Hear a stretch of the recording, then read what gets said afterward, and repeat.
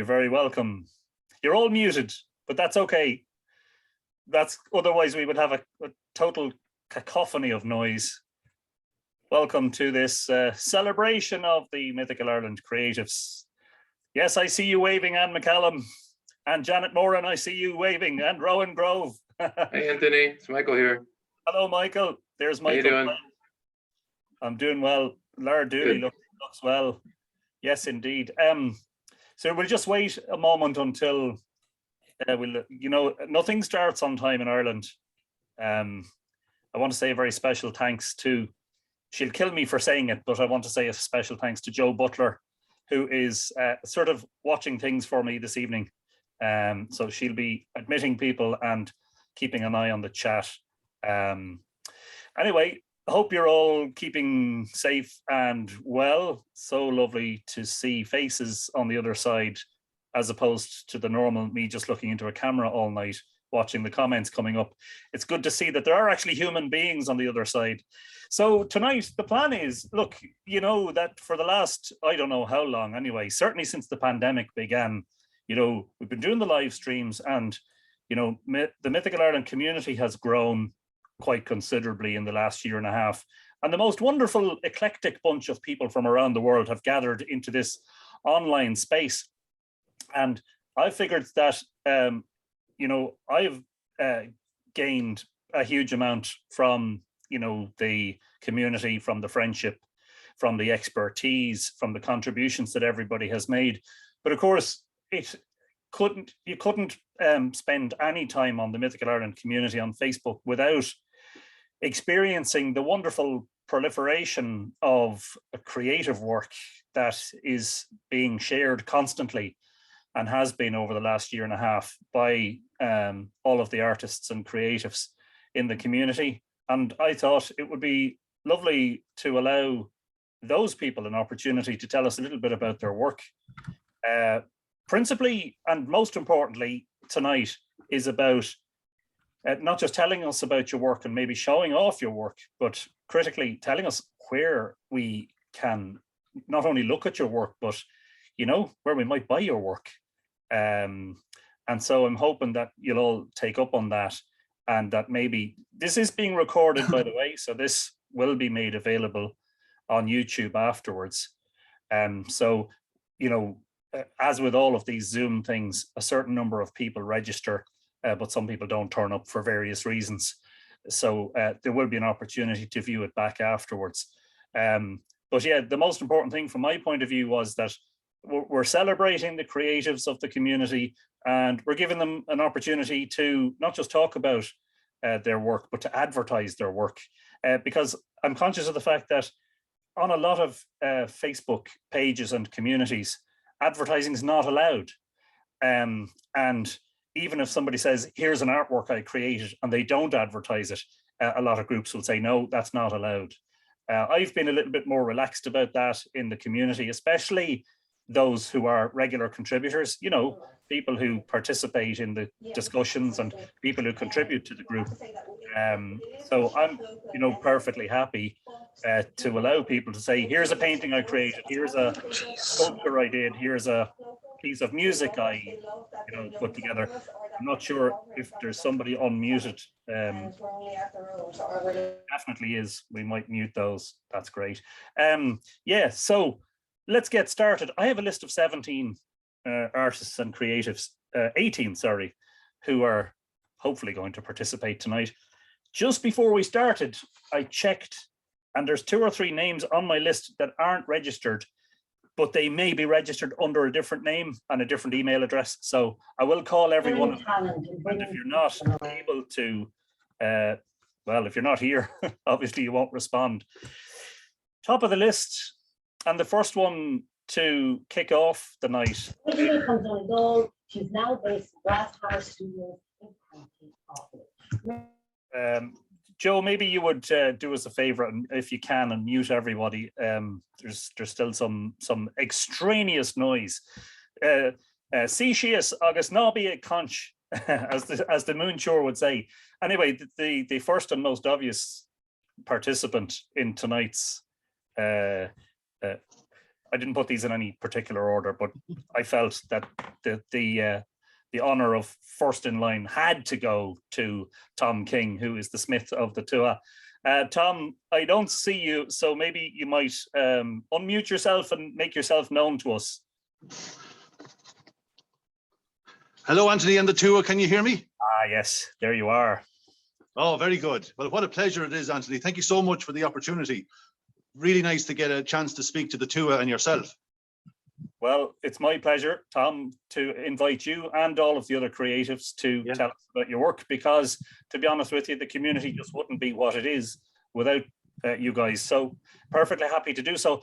Now, Tom, you'd want to have had your head buried firmly in the sand not to know what you do, but there probably are going to be people participating and watching afterwards who won't know you. So give us a short introduction to what you do as a creative and what's involved in the process for you. Absolutely, Anthony. Yes, I'm an artist blacksmith, so to speak, predominantly, you know, the creative type, the maker of all things old, the old style Celtic design, you know, just trying to replicate, if you can imagine, when the Tara brooch was located and all that fine metalwork now that's now in the National Museum, where the great Tua de Donna and its folk there created these magnificent works of art.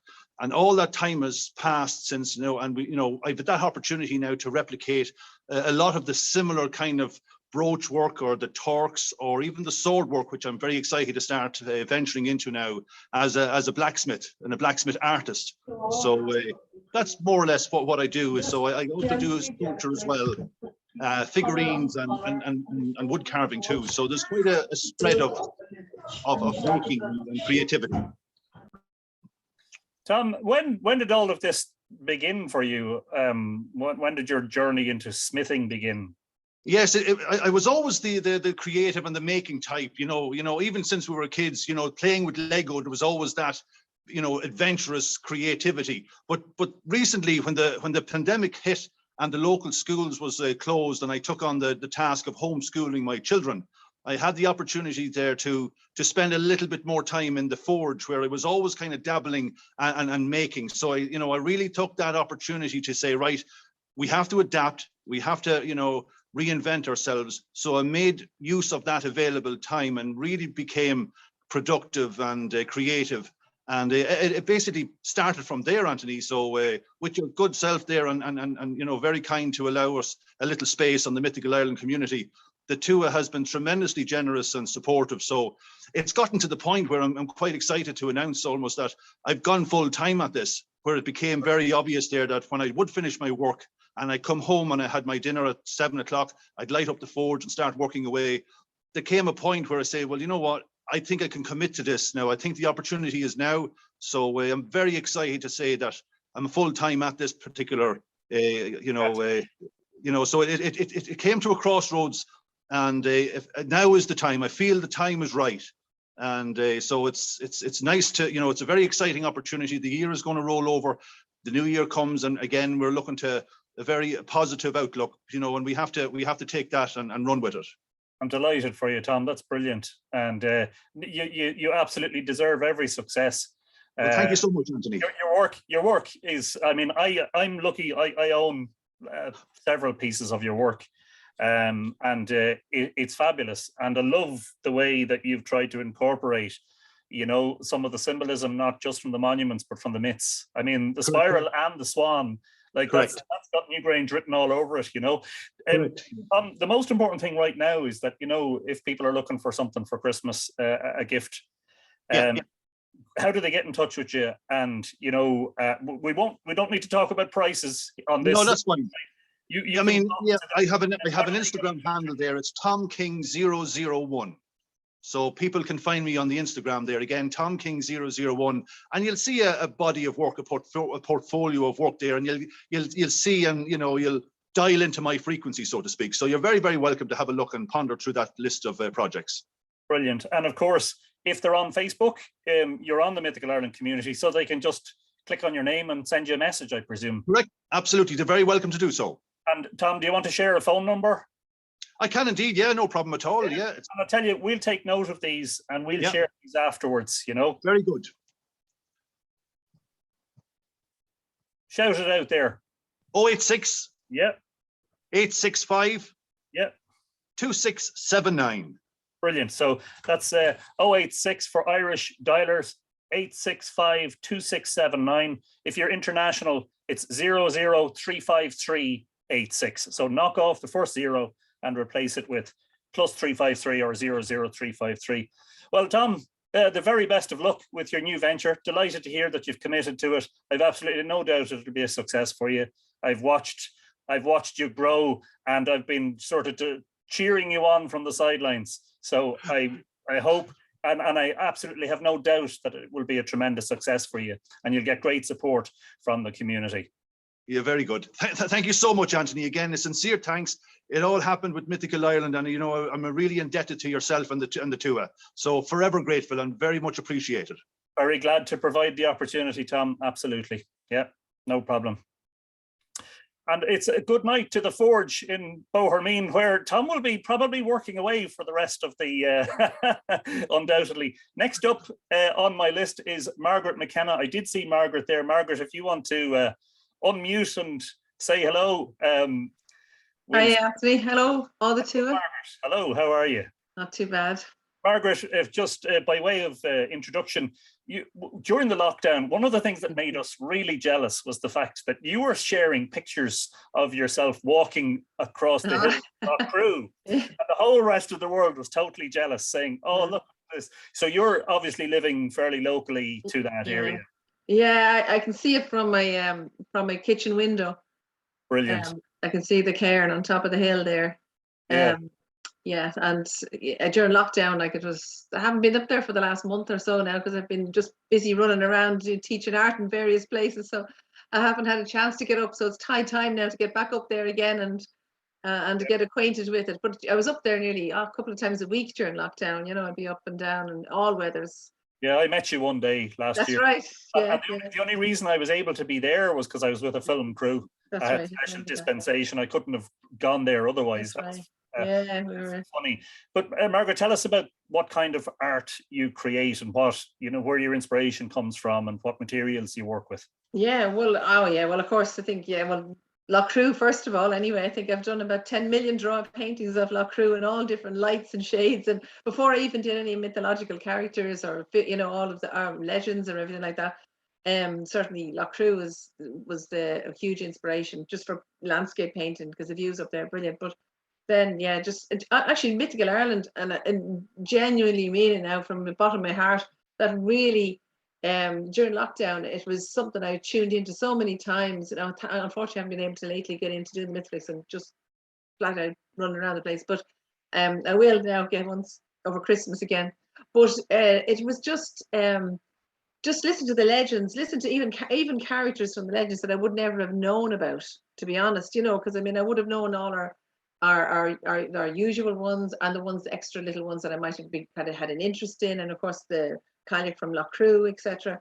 But then listen to all the stories in the Dagda and all the different, layers of mythology that goes with the, the Tuatha De Danann, and into the more intricate stories.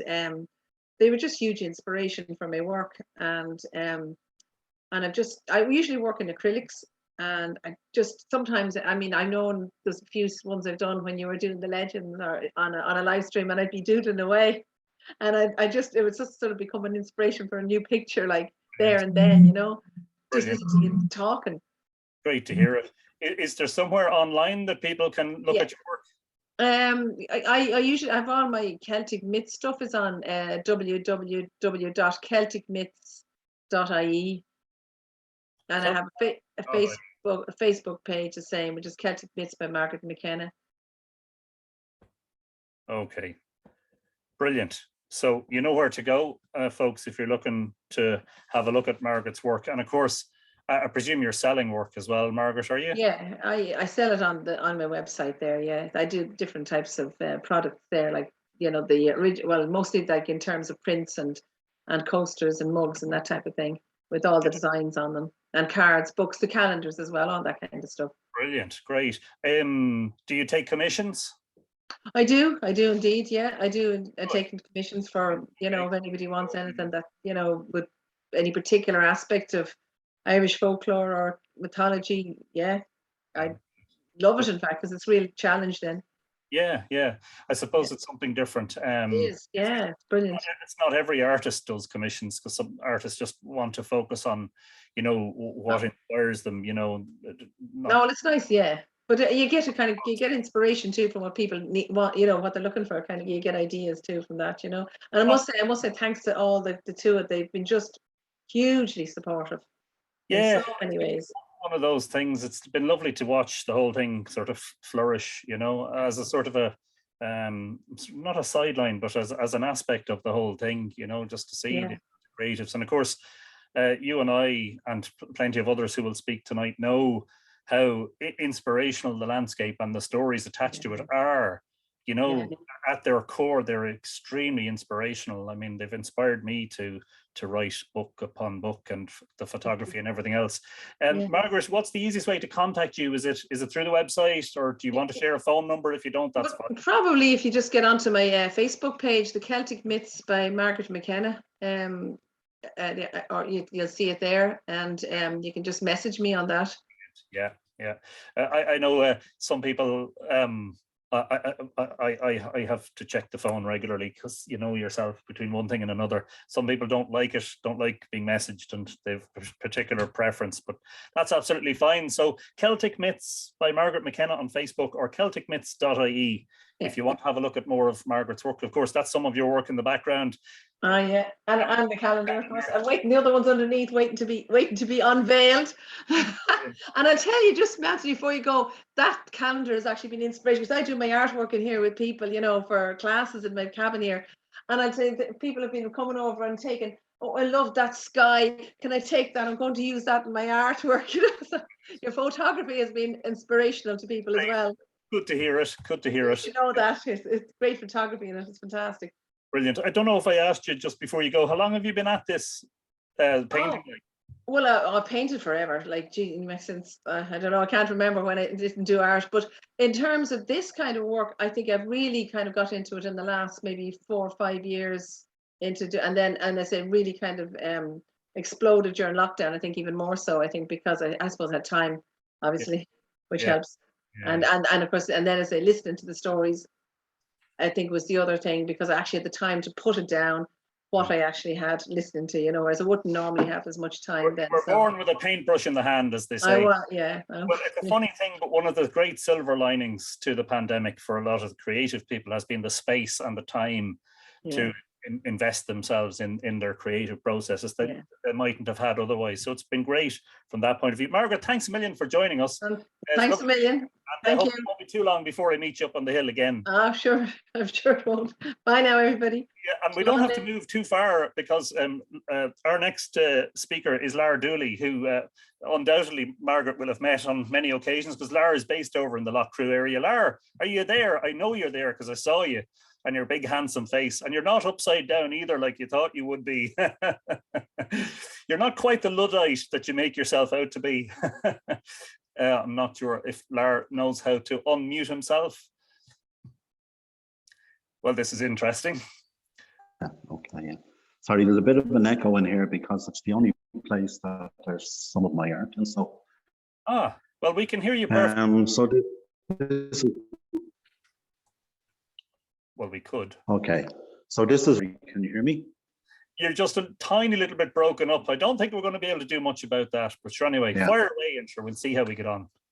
Okay, sure. The artwork here behind me is an artwork, a site that you're familiar with. I met you up here a couple of years ago, Carnell and Loughcrew. And it is the aunties, the grandmothers, bringing gifts into the cairn for Seán, the original Seán, 5,200 years ago. So basically, I'm from Dublin, as you can probably tell from the accent. I moved to Loughcrew 4 or 5 years ago. I was living in the hostel for a while, and I have a caravan on site for the last 2.5 or 3 years. And this is where I live. And anybody who's around is quite welcome to drop in and talk to me. So basically, I create 3-day artwork in conjunction with poetry. So the poetry would spawn an artwork, or an artwork would spawn the poetry.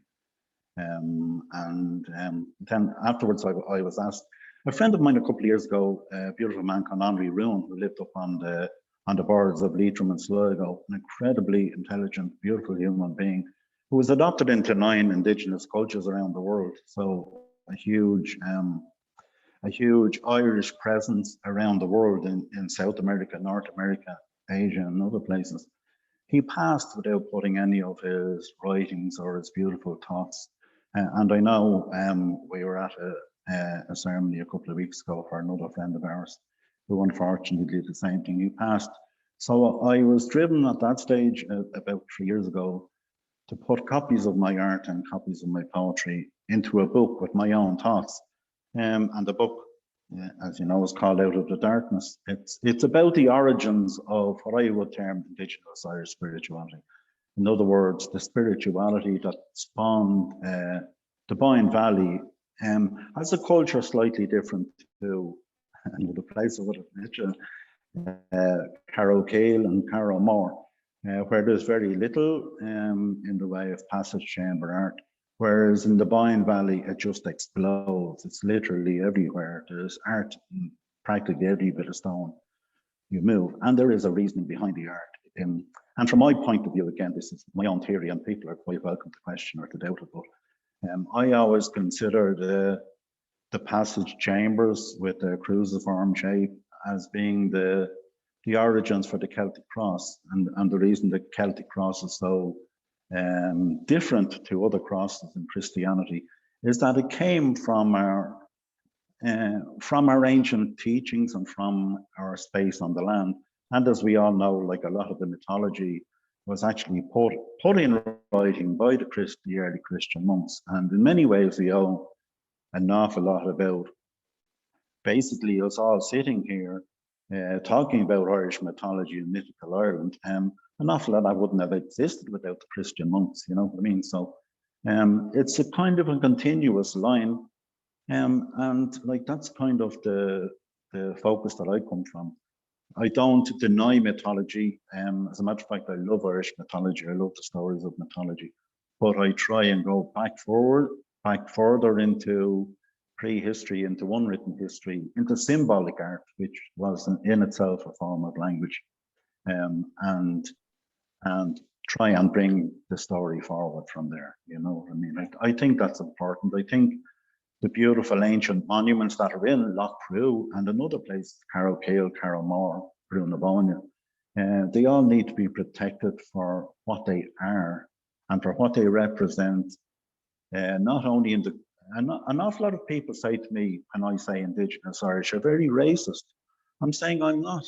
And this culture actually belongs to the western shores of Europe. It's not just Irish culture. And the monuments of Brunabonia are a huge part of the Neolithic monuments of the whole of Western Europe. We all know the French and the Spanish, and you know what I mean, the monuments around. And it's just a continuation, I think, of that, and a beautiful continuation. And we should be intensely proud of the monuments that we do have. You know, I can be a bit cranky sometimes. If you don't mind me asking, because a few people asked in advance, where do people get your book? Well, it's for sale in the shop on the Hill of Tara, Michael Maguire's shop, or it's on sale in the shop here in Lough Crew. Unfortunately, that's closed. But they can actually buy it directly from me if they message me at Lara Dooley on Facebook. I think there's only one Lara Dooley. There's only one of me. There's only one Lara. Yeah, so as everybody will be only too delighted to hear. Yeah, tell us a little bit too about, are you still painting, and do you take commissions? Do you sell your art? I do sell my art. I also give my art away if people come, which is kind of unusual, I suppose, in many ways, but I have given art to specific people who have come to me and said, I actually dreamt that painting 2 days ago. And I said, well, I painted it 6 months ago, so it must be yours. So there you go, take it and off you go. But I do commissions as well, yeah. And I have just started painting. I'm actually working in the camper's kitchen here on site at the moment, yeah. Doing a lot of backgrounds to start again. Brilliant. I concentrated on the book for the last year to try and get that done, like, you know what I mean? So it's a huge effort for me. It's self-published. Like. Yeah. I first encountered your artwork in the coffee shop at Loughcrew, at the Loughcrew Megalithic Centre, and it leaped out at me. I loved the fact that, as you say, you call it three-dimensional, where you lay on the paint really thickly and it sort of jumps out at you. And I really loved that sort of format. And I loved the fact that some of your paintings had this sort of, they weren't quite black and white. They were like, you know, there was like an element of silver in them. And I really liked it. It was just completely different to anything I'd seen before. And I am the proud owner of a Lara Dooley painting, I'm glad to say, which were presented to me at Newgrange a few years ago, and it hangs at the top of the stairs, so it's visible from anyone who comes into the house can see it, and anybody who goes up and down the stairs can see it. And I am a proud owner. So, Lara, basically, if anybody is looking for your book or to talk to you about your art and maybe procuring one of your works, message you on Facebook is the way to go. Well, exactly, yeah. Or Lawrence Dooley at yahoo.ie. That's Lawrence with a U, LAURENCE.OOLEY.ie or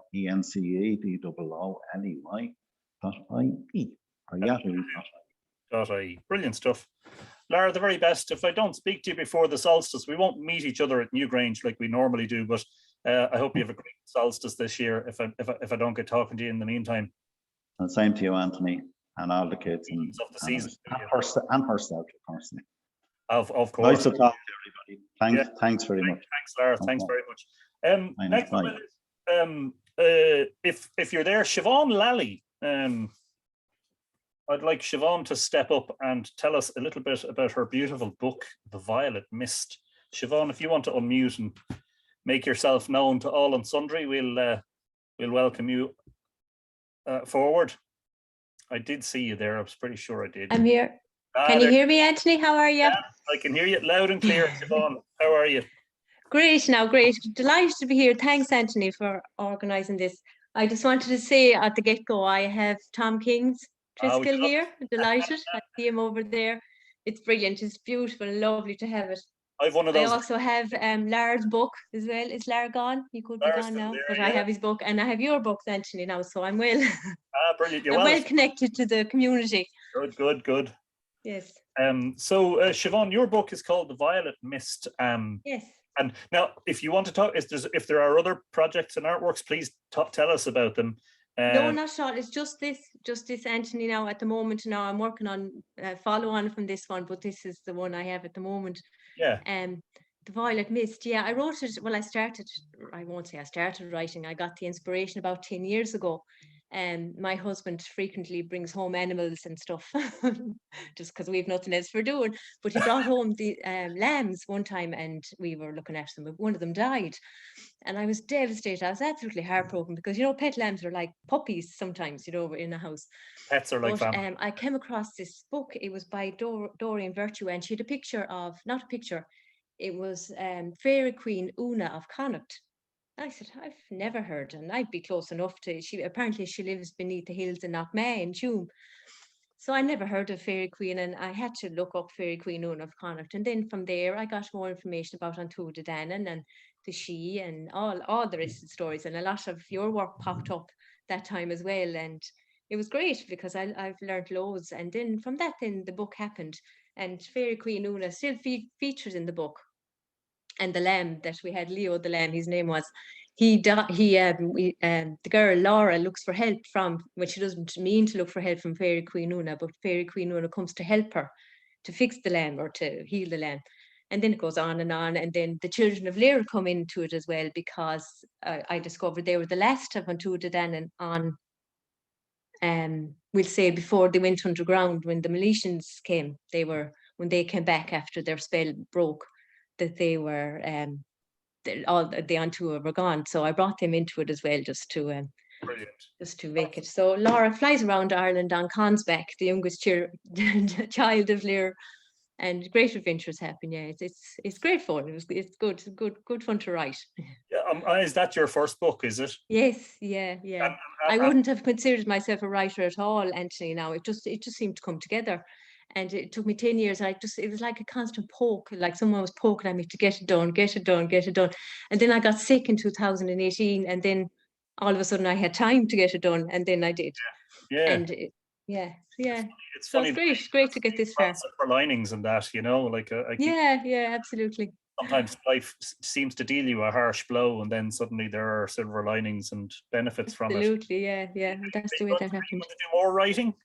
I am. I'm going to do a follow on from this now. It's going to be this one, God's Una is in this one. Now, there's a lot of characters. We say there's a game of hurling in it. It's a lot of it is on the hill of Ushnock and the festivals at Ushnock, and there's an All Ireland quarter-final in it, and Goddess Macca is captain of the Ulster team, and Finvara is captain of the Connacht team, and it goes on. There's a lot of characters in it. But the Fé Fiad actually is a huge part, because I think I read in one of your works, Anthony, as well.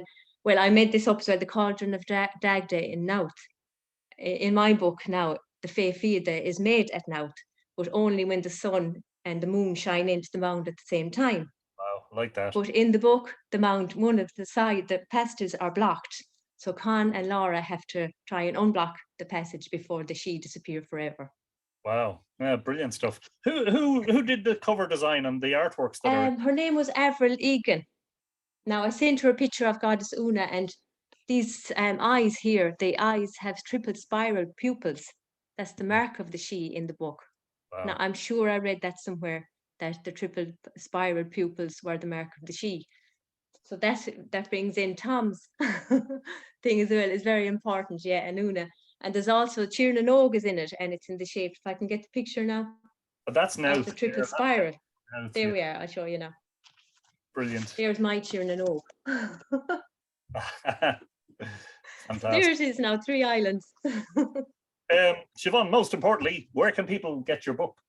Well, it's available all around Ireland in different bookshops. We say online, it would be bookhubpublishing.com, and you can order it online there. Now it is in Loughcrew, and it's in Bookhub, sorry, BOOKHUB publishing.com. Yeah. Brilliant. And I think as everyone is mentioning their information, Joe is sharing it in the comments. And afterwards, we'll collate it all and put it together in a document and share it on the community, just so that people have an opportunity to hopefully flog a few for Christmas as Christmas presents. Yeah. It's a children's book, Anthony, but a lot of the adults are really enjoying it as well. That's exactly what I was going to ask. Is there a particular age group that it's aimed at? Well, it's aimed at 9 to 12 now, and I'm getting good feedback. A few of the schools actually have brought it in as their novels locally. Yeah. So it's great. And the kids seem to like it. Yeah, The Cry of the Sebok was designed as I didn't write it with a particular audience, but I now realize it's for younger people, but the adults seem to enjoy it. They don't absolutely have any difficulty with the fact that it's obviously designed for a younger audience. So, well, the best of luck with it, Siobhan, and with your future writing projects. And we'll see your name in lights before too long, no doubt. Yeah. Thanks very much. Thanks, everybody. Thanks for listening. Thanks for participating. Brilliant. Yeah, thank you. Next on my list, again, needs no introduction. Seán Fitzgerald is well known to viewers of the past year's live streams, because he gets regular mention because he designed the artwork on the cover of Return to Segish. Seán, if you are there, unmute yourself, step forward, make yourself known. I know that you're camera shy. Hello, hi everybody. Hello, Seán. The Return to I don't know, it's probably a big glare on that. And of course, I'll have to throw in the other collection of stuff, as well as Lars. And your book now is on my list, Siobhan. And thanks, Anthony, as everyone else was saying, to give us a platform and a hub to, showcase all this stuff. And thanks everybody for listening to it too. It's a great pleasure to do so. Seán, tell us, you have a particular style of art that, I don't know, would you call it Celtic art? I'm not sure where it fits in. Tell us a little bit about it. You could call it Celtic art, yeah. So it's like it's I don't know. I suppose it's a small enough screen, but hang on. Oh, feel free to show us loads of stuff. Yeah.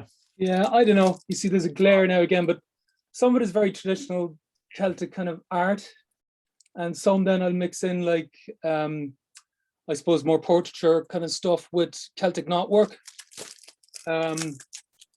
Again, do you know, you feel like you're kind of Arthur Daly, showing up all your every picture you have, and that you're sell, but I don't know if you can make out any of that. Yeah. But yeah, that's the kind of general style, yeah. So my big influence growing up would have been like Jim Fitzpatrick and Courtney Davis, people like that, you know. So it's kind of just, it's carrying on for a lot of that too, you know. Yeah. How long have you been creating art? Well, I suppose since the 80s, I used to release a journal, more kind of underground music, and I started messing around with a lot of work. It would have been very kind of a political journal stuff on the stuff that was going on at the time, like the Birmingham 6, Guildford 4, things like that. And I started messing around with a lot of Celtic knotwork back then. And then, like us all, it developed.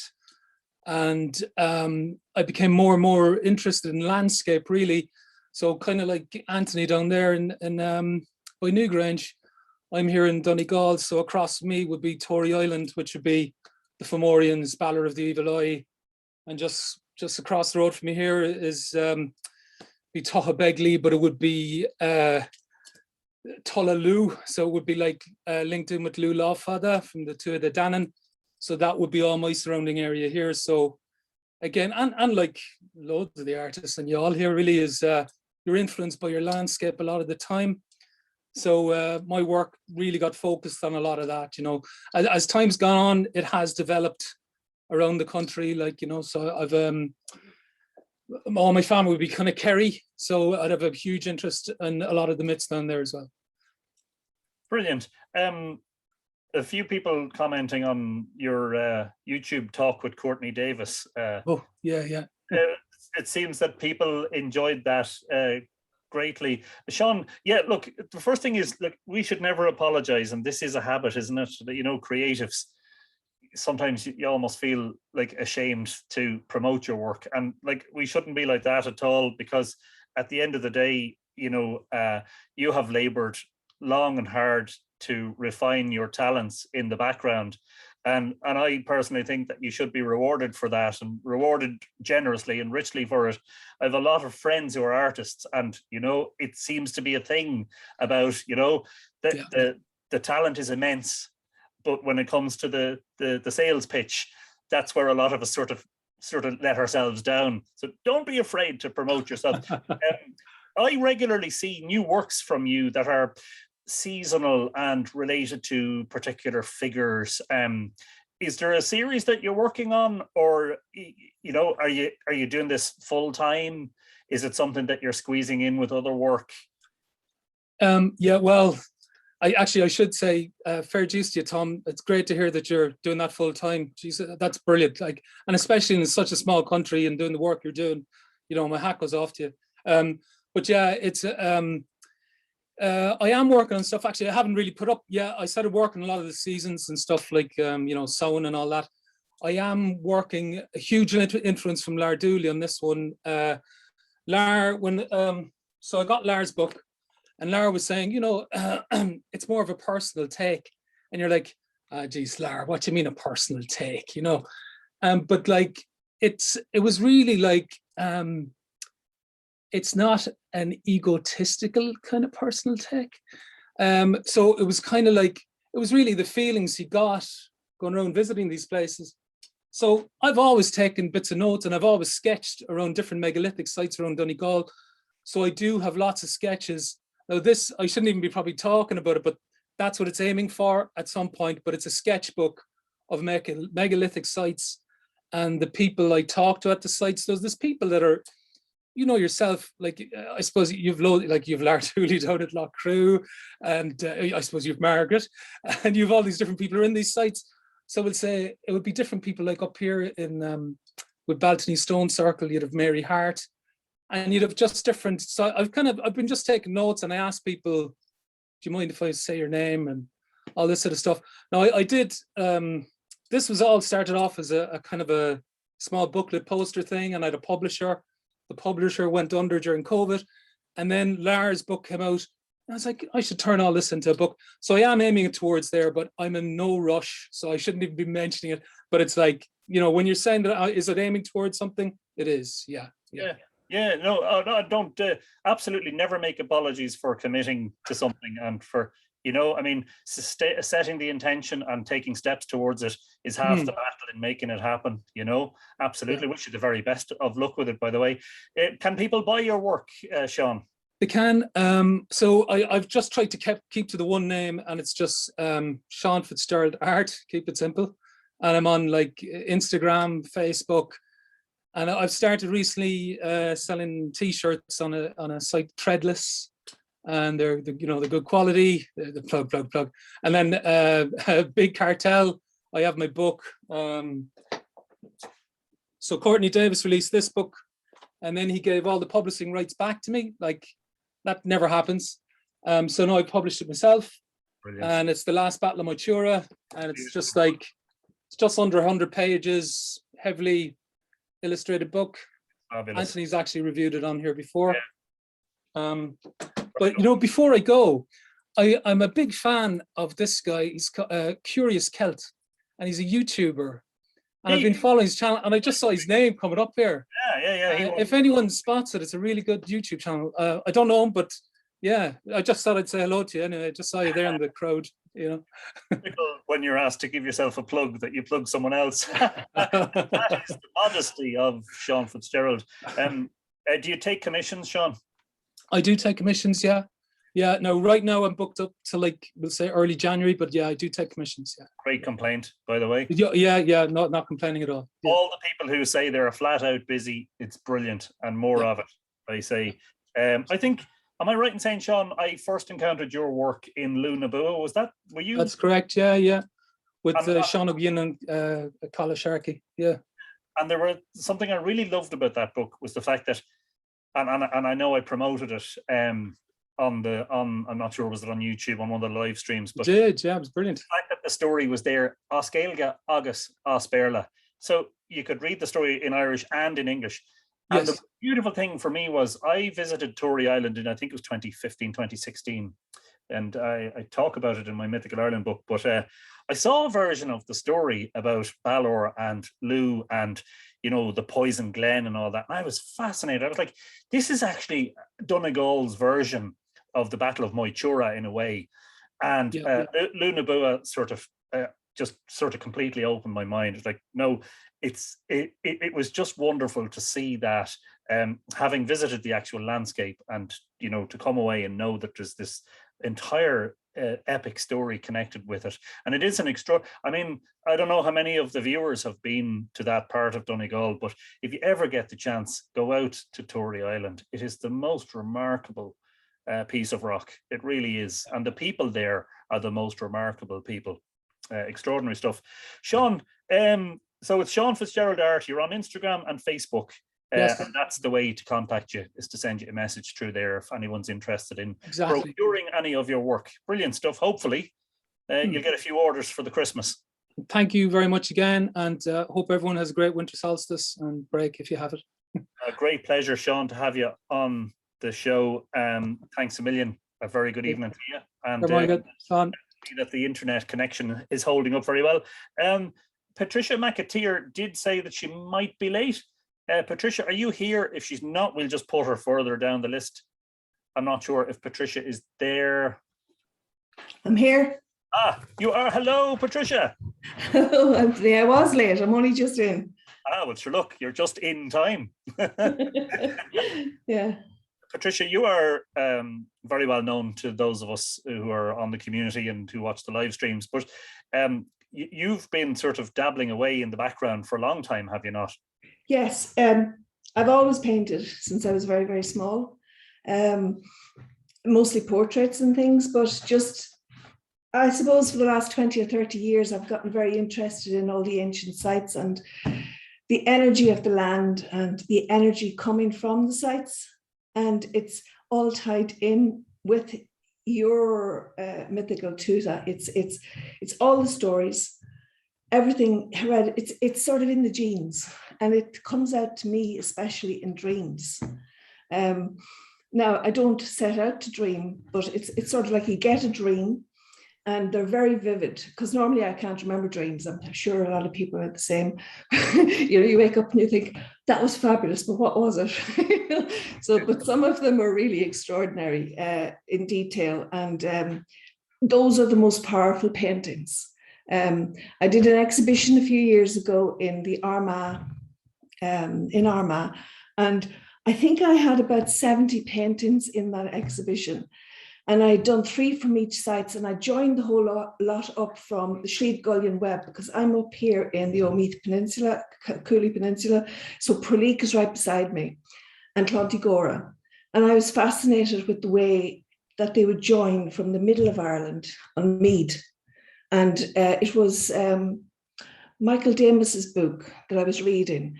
And that sort of set me off. I did a Sliabh Gullion Spider's Web, Cailleach's Web, and the paintings were, a lot of those paintings were dreams, but some of them were just sort of because they were on the sites.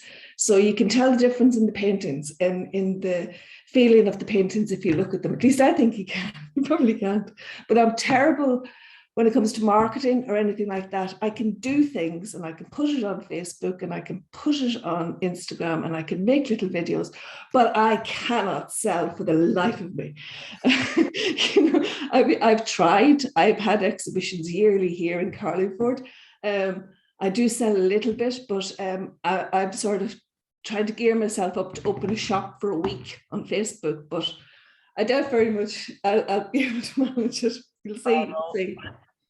Look, I said it earlier and I'll say it again. It's a big thing with creatives, and it's something, believe it or not, I know that I seem confident and all the rest, but I'm the same. I create and I can write and I can take photographs, but when it comes to actually really pushing myself and selling, that is something I've traditionally had, not a sort of a major barrier to, but just I suppose a little reservation about. Well, there's absolutely no doubt that, first of all, your work is very vibrant, and you're prolific as well. I mean, you've obviously created a lot of work, and I'm loving the fact that you talk about the dreams and you talk about energy. Of course, we're dealing with a community where you have everything from archaeologists and historians, to the more creative and intuitive types. And my work has always strayed between the two. And right centre. Well, I think myth, Young and Campbell and the like would always say that myth stems from dream. Anyway, what is myth except for a public dream, and a dream is a private myth, I'm fascinated by the fact that some of your paintings are based on your dreams. That's really extraordinary. And the fact that you don't consciously go to bed and say, right, tonight I'm going to try and dream. So it just literally happened. I think it built up over the years, because I was very into crystals. I still am, but I was very into crystals and learning about all of their properties. And a lot of the crystals' energy properties correlate with the energies of the earth. So I started to use a lot of crystals in the work. And I think the more that you create, the more the creator comes through. The only reason that I think I actually ever sell or ever put stuff up is because the work is not for me alone. The work is for everybody to enjoy. Does that make any sense? Yeah, that does make sense. Yeah. Yeah, absolutely, it does. It's not a personal thing; it's like a universal thing. Where with dreams, that sometimes you have dreams and you think, well, that's intensely personal, but then sometimes you have dreams that you feel have a more universal message. Well, the one that I had for the painting that I had done for Solstice, that was extraordinarily vivid, and I won't go into too much detail, but it was all centered on the entrance stone to Newgrange, and it lit up. And I think I must have been influenced by, was it Ken Williams? Somebody had done photographs of light shining through the stones. And I think something triggered something in my head. That would be Ken, definitely. Yeah. And I must have said, and so when I saw the entrance stone in the dream, the chamber was behind very dark. The stone was lit up just like that, but the light was coming from the rising sun. And it, instead of going into the chamber through the light box, which is very strange because that's the way I always paint Newgrange, it came through the stone, but it didn't come through the stone. It hit the stone absorbed it and went right through all of the symbols, and it seeped down into the ground and went back to wake up the chamber to allow the light to come in. And the whole thing was, I wrote down a few words because literally the words just drifted in and out. And when I woke up, I remembered them all, like, oh, well, not all of them, some of them. And it was the mirror side, in and out, dark, light, the past and the future, the balance of the stone, recognizing the importance of the dark, the negative and the fearful self. You have to recognize those. And for a birth of the unspoken, and sort of to bring forward to the light and to bring out to the world. And it was a welcome and a goodbye. So that painting, I just have it here. That painting, just it's the self in two parts. So it's the same person. It's not me. It's a goddess. So I presumed it was Boan that was speaking. And she's looking back and she's looking forward, but in the one. And I couldn't, that was the only way I could sort of describe that in the painting, but it was like the one person and all the energy was just going through. That's that. Fantastic. This is from my point of view, this is exactly what you know, what the monuments and the landscape do to people who are sort of deeply creative. It acts as a sort of a vehicle, not a vehicle. It conveys something more than the mere sum of its parts. You know, yes. It's not, as I said in one of my books, Newgrange is not a mere heap of stones on earth, you know, piled together by human beings in the past. It's more than that. And the idea of the monuments as energy points is something that has inspired a huge amount of creative, you know, and it's something that I find that you can't get away from it, even though it's not acknowledged, say, in a lot of the archaeological work, you know, the idea of places having energy and places where, I mean, I don't know about you, but I've had this, and I think I said it before on a live stream, I've had this long-term ambition. I would love to spend the night in Newgrange, and I would sit on the floor of that chamber, and I am sure I would have the most extraordinary dreams, you know. Well, your connection to Newgrange is set in stone.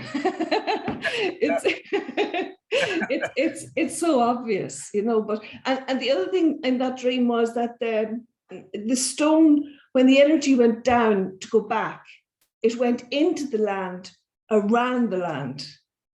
So it joined into all of the other sites. Does that make sense? Yeah, that sounds like the She, doesn't it? You know, portals to that other world, and the connecting sort of energy points of the She that lead into the hollow hills and the secret chambers, as it were. Yeah, fantastic. Yeah. I don't believe that the archaeologists don't feel any energy. I think they do, and they just can't let on. I suspect you're right in some cases. Yeah, I suspect you're right. Patricia, where can people buy your work? Do you sell work? Do you take commissions? I don't take commissions because it's very. Yeah. It's not. I'd have to know the person really well to do a commission, but yes, I do sell the work, and I'm trying to do prints and things like that, and I've been doing some wearable art as well.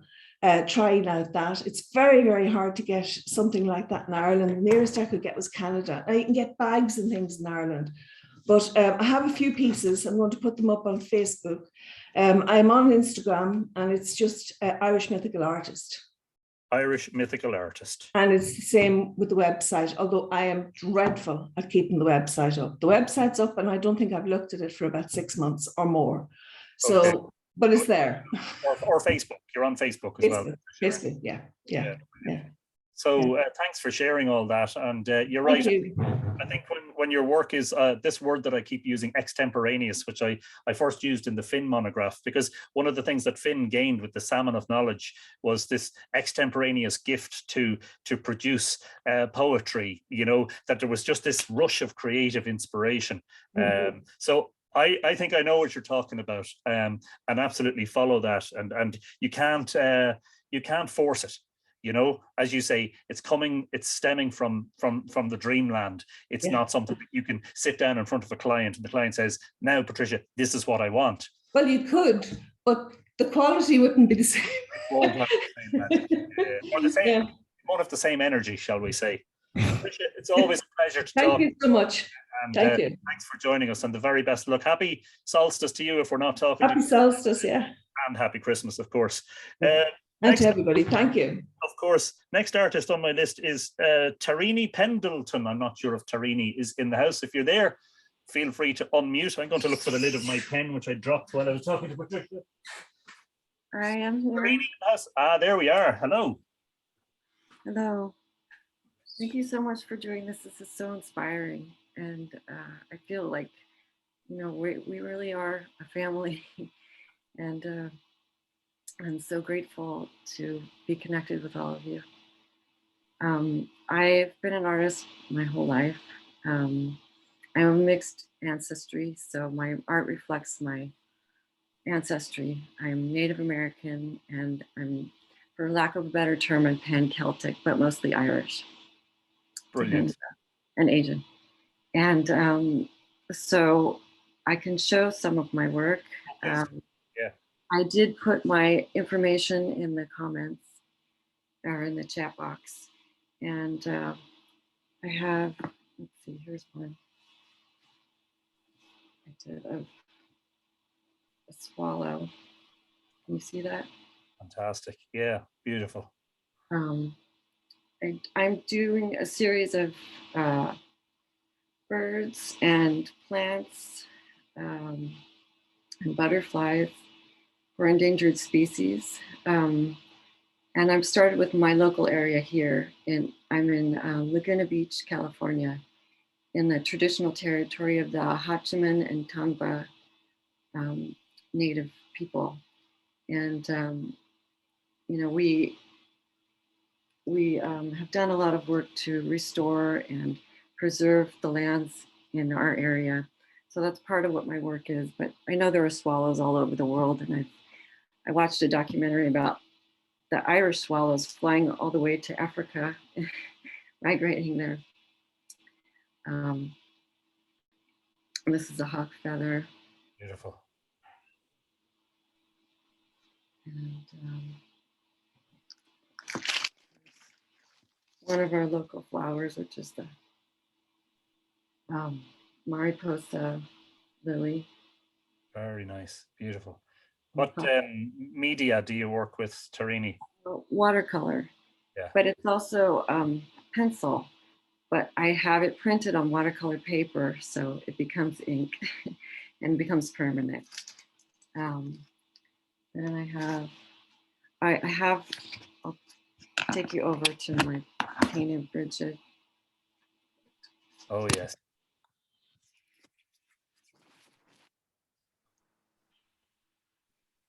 So, can you see? That's Bridget. Yes, it's Bridget, and it's kind of a merging of, you know, Ireland and England. That's Glastonbury, I take it. Yes, her time when she lived there. Yes, yeah. I don't know if you're aware of this. I think I've mentioned it before, but there's a townland in Glastonbury called Beckery. And yes, it's from the Irish Beag era, Little Ireland, from where St. Bridget stayed when she was in Glastonbury. I just thought that was fantastic. Little Ireland in Glastonbury, you know? Yeah. Have you been there? I have been there, yes. Glastonbury's a fabulous place, isn't it? It is. I love it. I love it. Patricia talks about energy. There's a place with lots of energy in it now. Absolutely. Yes. So you've been painting for a long time, Tarini, is that right? Yes. Is it a hobby for you, or is it a profession? Do you sell your work? I do sell my work. I would like it to become more full-time. Right now it's just kind of on the side, and with this time that we've all had, I've spent a lot of time painting, like a lot of us. And so that's been the blessing in disguise for, a lot of people have had time. Yeah, yeah. So I have all my information there. I'm still getting my work online. I do have videos. If you go to my Instagram, there are videos of some of my pieces, and there's my link tree on there. And you can contact me. I do take direct messages if you'd like to send me a message if you're interested in anything. And I do have, I haven't refined it yet, but it's a new grain spiral, and I'd like to make painting and stickers and maybe a t-shirt. And here's a hair that I have, a work in progress. And fantastic, beautiful. And, I'll just show a couple more real quick if there's time. And, yeah, please do. Yeah. Okay. Here's the seed of life, and this is a work in progress with the phases of the moon. And I'm also going to be doing them with herbs around them. So I could do, if someone wanted specific herbs, maybe Bridget's herbs, or something like that, I would take a commission, or I do take commissions. So, and then my other work is Hindu and Buddhist. So I just thought I'd show. This is Lakshmi. So there is plenty of breadth there, absolutely. In relation to your wish to go full-time, as it were, I want to say something, not just to you, but to everybody, especially all the creative people out there, that you'll probably, some of you will smack your heads when I say this, but the law of attraction and The Secret and all that, a lot of people are very cynical about those things. But I truly believe that it'd be a huge part of, making that leap. And Tom King has inspired us all this evening by announcing that he has made the leap, is to, first of all, set the intention, to say, to in your mind, whether it's 3 months time, 6 months time, a year, 2 years, to say, I am going to be a full-time painter, writer, sculptor, whatever it happens to be, to take steps towards that, to not just say it, but to actually do it. And of course, most of you will be doing it already, and to picture yourself there already. Those things are hugely important. I've done a lot of that with my own work. I've, over the last couple of years, I've set intentions, I've written stuff, I've sort of spoken and written about where I want to go, and a lot of it has happened. Of course, you help to make it happen. It doesn't just happen automatically. To give all of you, Tarini and all the artists, the best encouragement, if that's what you want to do and you want to break out, as it were. Some of you may be trying to squeeze in your art between other things, full-time jobs and looking after family and, the day-to-day things that life throws at you. But I genuinely wish you, all of you, the very best of luck in making it happen for yourselves. The talent in every case is clearly there. It's, don't ever doubt yourself. That's the biggest part of it, and hopefully those of you who maybe lack a little bit of courage in the marketing and sales department will find that courage. Tarini, thanks a million for joining us. We have your details in the chat, and the very best of luck with everything that you do, and happy solstice to you. Thank you. Happy solstice to everyone. Brilliant. I have Patricia Healy-Sullivan on my list, but I did not see Patricia in the list unless she's entered under a different account. Patricia, I'm asking for you to step forward. I suspect that you're not there. We'll give her a moment, and if not, so we are 1, 2, 3, 4, 5, 6, 7 in to, and that's about a third of the list. It's going to be a long one. But if you can hang around, please do, and give them all your support. Okay, in place of Patricia, who I don't think is here, Alison Fulham Gogan from Boyne Valley Wolves. Alison is probably the closest participant to me tonight. Alison, if you're there, please unmute and make yourself known.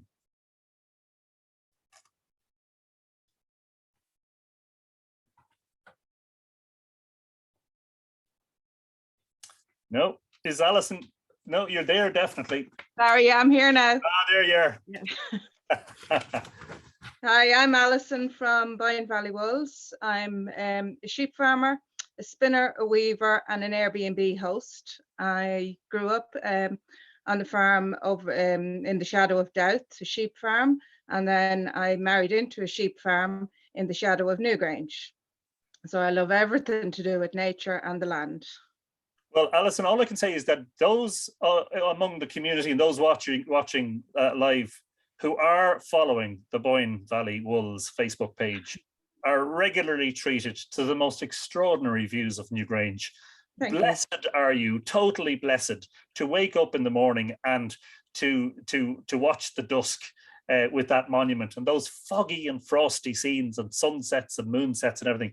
It's just been fabulous, you know. It's really food for the soul. Lots and lots of people are totally jealous of, you know, where you are and where you live, and you know, pulling back the curtains in the morning and there's Newgrange, you know. I mean, how many people get to boast? Yeah, well, I as you know, I love taking photos and I love sharing the photos.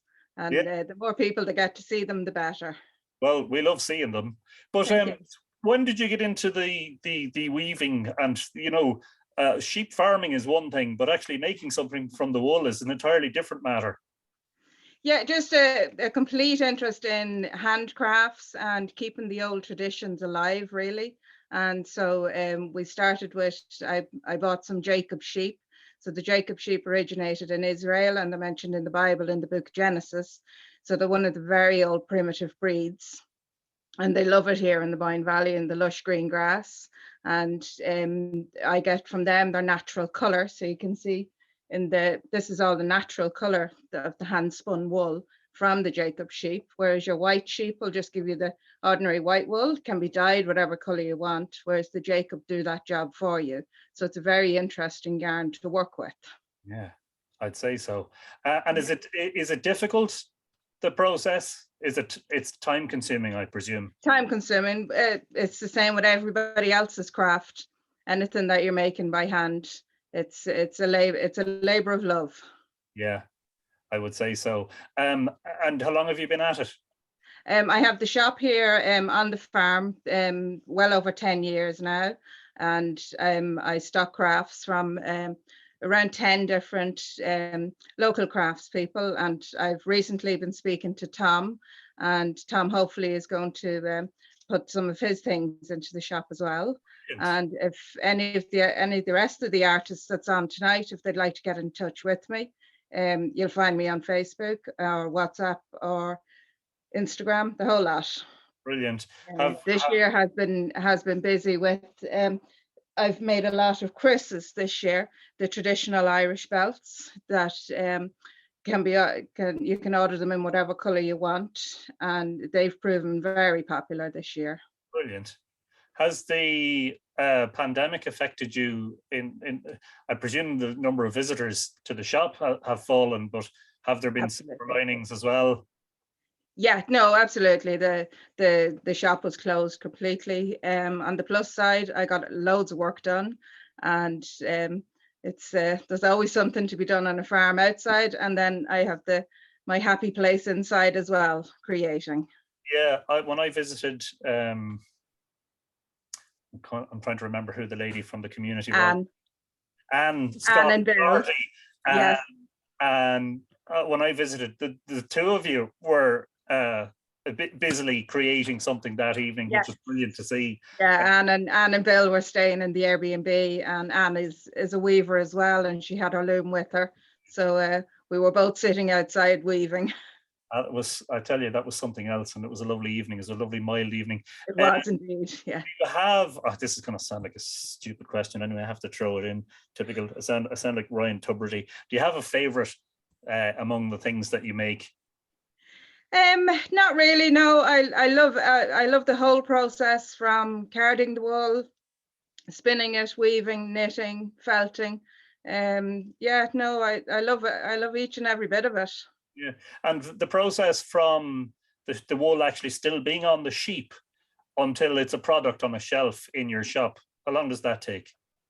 Well, my son shears the sheep. Sam does the shearing for me. So once I get the fleece, then if you're talking from scratch, you probably about a week to make one scarf. Right. Okay. That's the shearing of it, the spinning, the washing of it, the weaving to the finished product. And you mentioned that, you know, you're trying to preserve the traditional methods. Has that been handed down to you, or is that something you've had to sort of learn through books and visiting others? Or yeah, my grandmother was a spinner as well, so brilliant. That's where the love of crafts came from. Are there many people doing that these days? Pardon, I missed that. Sorry. I say, are many people doing it that way these days, or is a lot of? They're not. No. It really is a dying art, and I've taken myself to keep it alive, and it's important to keep the old Irish traditions alive. Yeah, and so just for the benefit of the viewers, Alison, you have a gift shop that is kind of fairly easy to find. If any of you have been to the Brunabonia Visitor Centre for Newgrange, Alison's premises, you're not even half a mile away, are you? No, I'm only 500 meters from the Newgrange Visitor Centre. And from Dunor heading west, you'll see generally a big sign on the road saying is Irish Gifts and Crafts or something like that. Craft shop open. Yeah, craft shop open if you happen to be in the area. But if you're not, it's Boyne Valley Wools. Somebody was asking about the Facebook page. It's Boyne Valley Wools. Yeah, is the name that you're looking for. And I presume they can.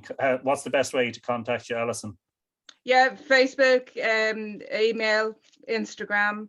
And my phone number then is 086 yeah 893 yeah 1692. So that's 086 893 1692. Or if you live outside of Ireland, it's 00353 86 893 1692. Brilliant stuff. And I presume that's the part of the shop behind you there, is it? It is, yes. Yeah. Yeah, lovely display there. Anyway, come here, listen, definitely don't stop taking the photographs, please. Thank you so much, and thank you for the invitation, Anthony. And a happy solstice, Alison, if I don't see you, because we won't be doing the usual solstice gathering live stream here, so we probably won't see you, but have a great one. And thanks. You too. Thank you so much, Anthony. No problem. Next on my list is Rowan Grove. Rowan, who I think is in Colorado. Rowan, if you want to unmute and say something, you'll come up as the main speaker. There we go. Well, so many splendid people here. I wanted to show you all some of the things I do because it's things I do for myself. It's not professional, although I do sell some things. If you ask me what my art is, I would first say that I am a singer and storyteller and sometimes poet. But I do some graphic things as well, if I can hold them up here for you. That is beautiful. Watercolor and technical pen. Can you see it? I can, yes. Fantastic. And beautiful. A lot of things that are just technical pen. Wow, you have quite a bit of skill with the pen, definitely. Another thing I do is what my sister calls messing around with beads. I make prayer beads.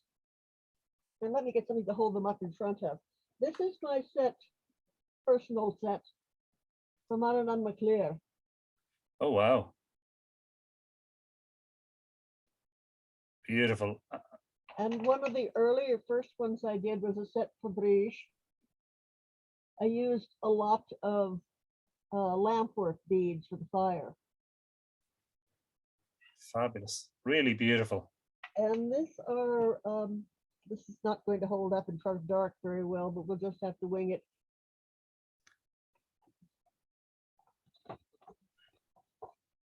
I call this one for the Raven Queen.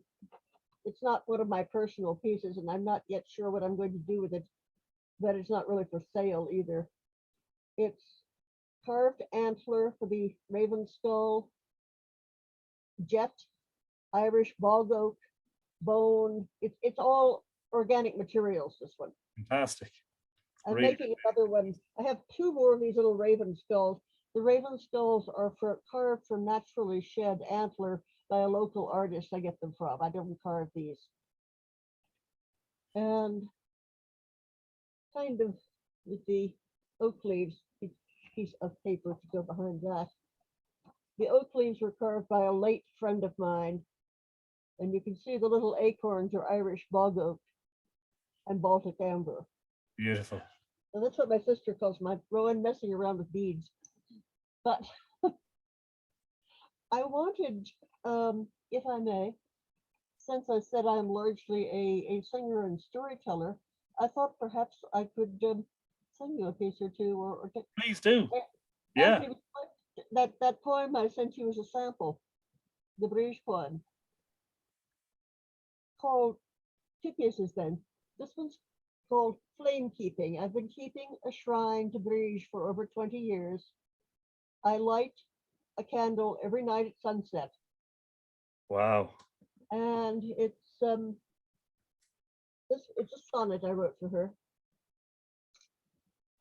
I light her holy fire as night takes wing, and pray and fill the cup that is her well with water cold and clear. Her praises sing, and singing so, within my thoughts I tell how once in Irish land I stood beside her very well, and there I took the fire that lights my altar here at eventide, and there I sang and called upon her name, and in that place of wind and rain and light made offering and knelt there on the stones. My song is done. Her flame burns through the night. And if you watch and think I stand alone, I tell you, pilgrim, so that you may see. But while I tend my flame, her flame tends me. Beautiful. Thank you. That's any road. I do sell the prayer beads, by the way, and I do sometimes take commissions.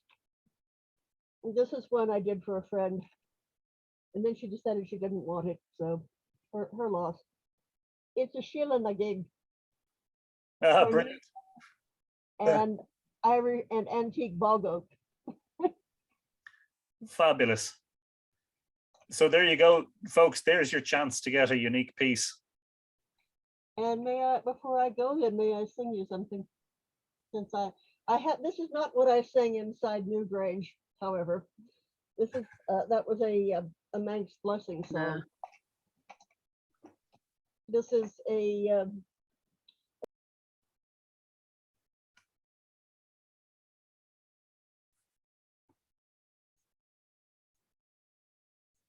I can't hear you, Rowan. the host muted me. So there you go.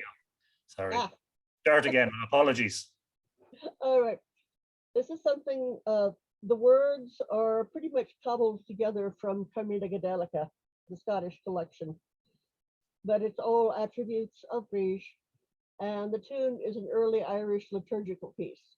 The music is Deus Meus Adjuvame, which is, I believe, a 13th or 14th century piece, and maybe a little bit later.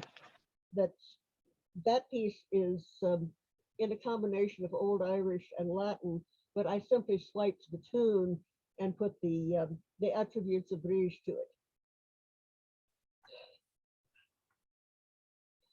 Brige of the Mont, excuse me, we're going to start over there. We all have these moments.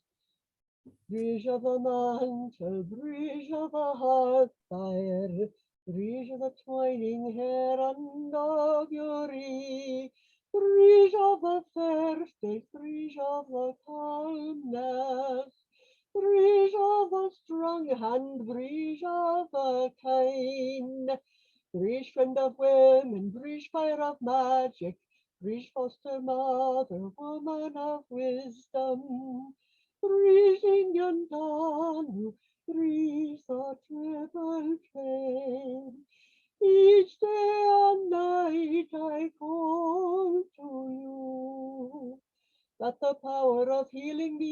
me, and the power of poetry in me, and the power of shaping be with thee. In a sea and sky, and among all kin.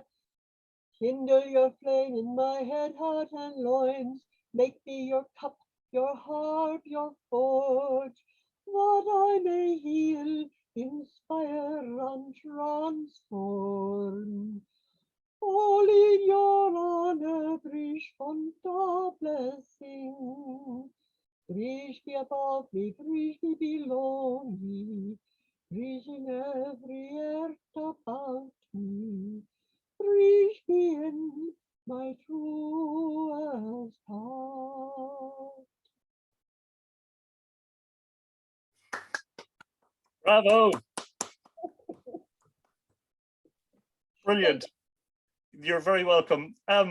So if you hadn't seen it, the Irish government for the last while has been debating with the idea of a new public holiday and seems to have settled on the idea that Bridget's Day will be the new public holiday, but not in 2022, rather in 2023.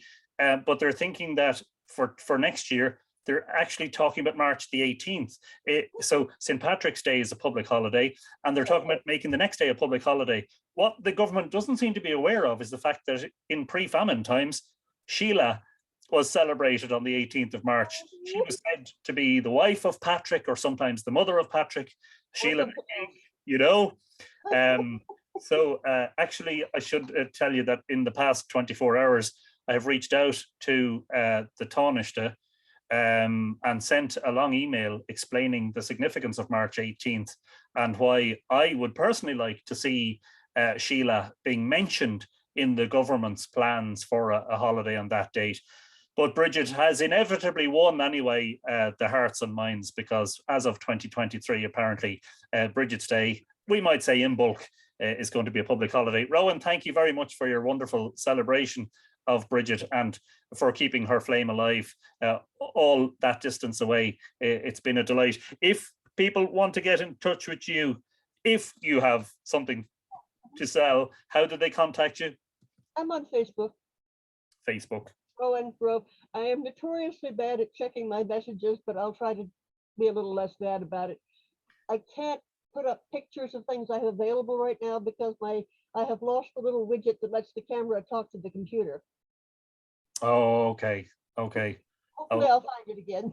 Yeah, hopefully you'll get sorted. Rowan, thanks a million for joining us. An absolute pleasure. Happy solstice to you. I have Barb Jordan on my list, but I didn't see Barb in the list of attendees. Anyway, Barb, if you're there, make yourself known. If not, we skip on to next on the list. Give it a couple of seconds. Is everybody still comfortable? And I see Eamon McRory is working away on something there, I suspect. Oh, Tom King is giving us his full attention. He's not, I thought, but the fire is lit, so maybe there's something being created back there. Stephen Walker. Hello, Stephen. Would you like to step forward and say hello and talk to us about your creative output, your process, your work? Hello, everybody. My name's Stephen Walker, and I'm from Atlanta, Georgia. I am a graphic designer by trade. I do all kinds of print design, logos and websites and all that stuff. Sorry, I had to get back down to my shop. I had to run and do something. Excuse me. That's okay. But anyway, I started wood turning about 6 years ago. My midlife crisis was deciding I needed to do something with my hands because I design everything in a digital format, and I always, had the inclination to do some kind of woodworking. However, after consulting with some of my woodworking friends, they suggested wood turning. For those of you who don't know what wood turning is, it's done on a lathe, and you create bowls, vases, and then spindle works, things like ornaments, pepper grinders. I've done some of those. Those are fun. But the best thing to do is just show you. So I took you down to my shop here. let me reverse my camera. Brilliant. This is my lathe, and right now I'm working on a vase project. Oh, look. It is in the process of being finished. Beautiful. How do I maximize so I can see what I'm doing? But it is a really cool piece. Unlike a lot of turners, I like to work with really funky wood, like stuff most turners won't touch because it's too much of a pain in the butt. But I just love it.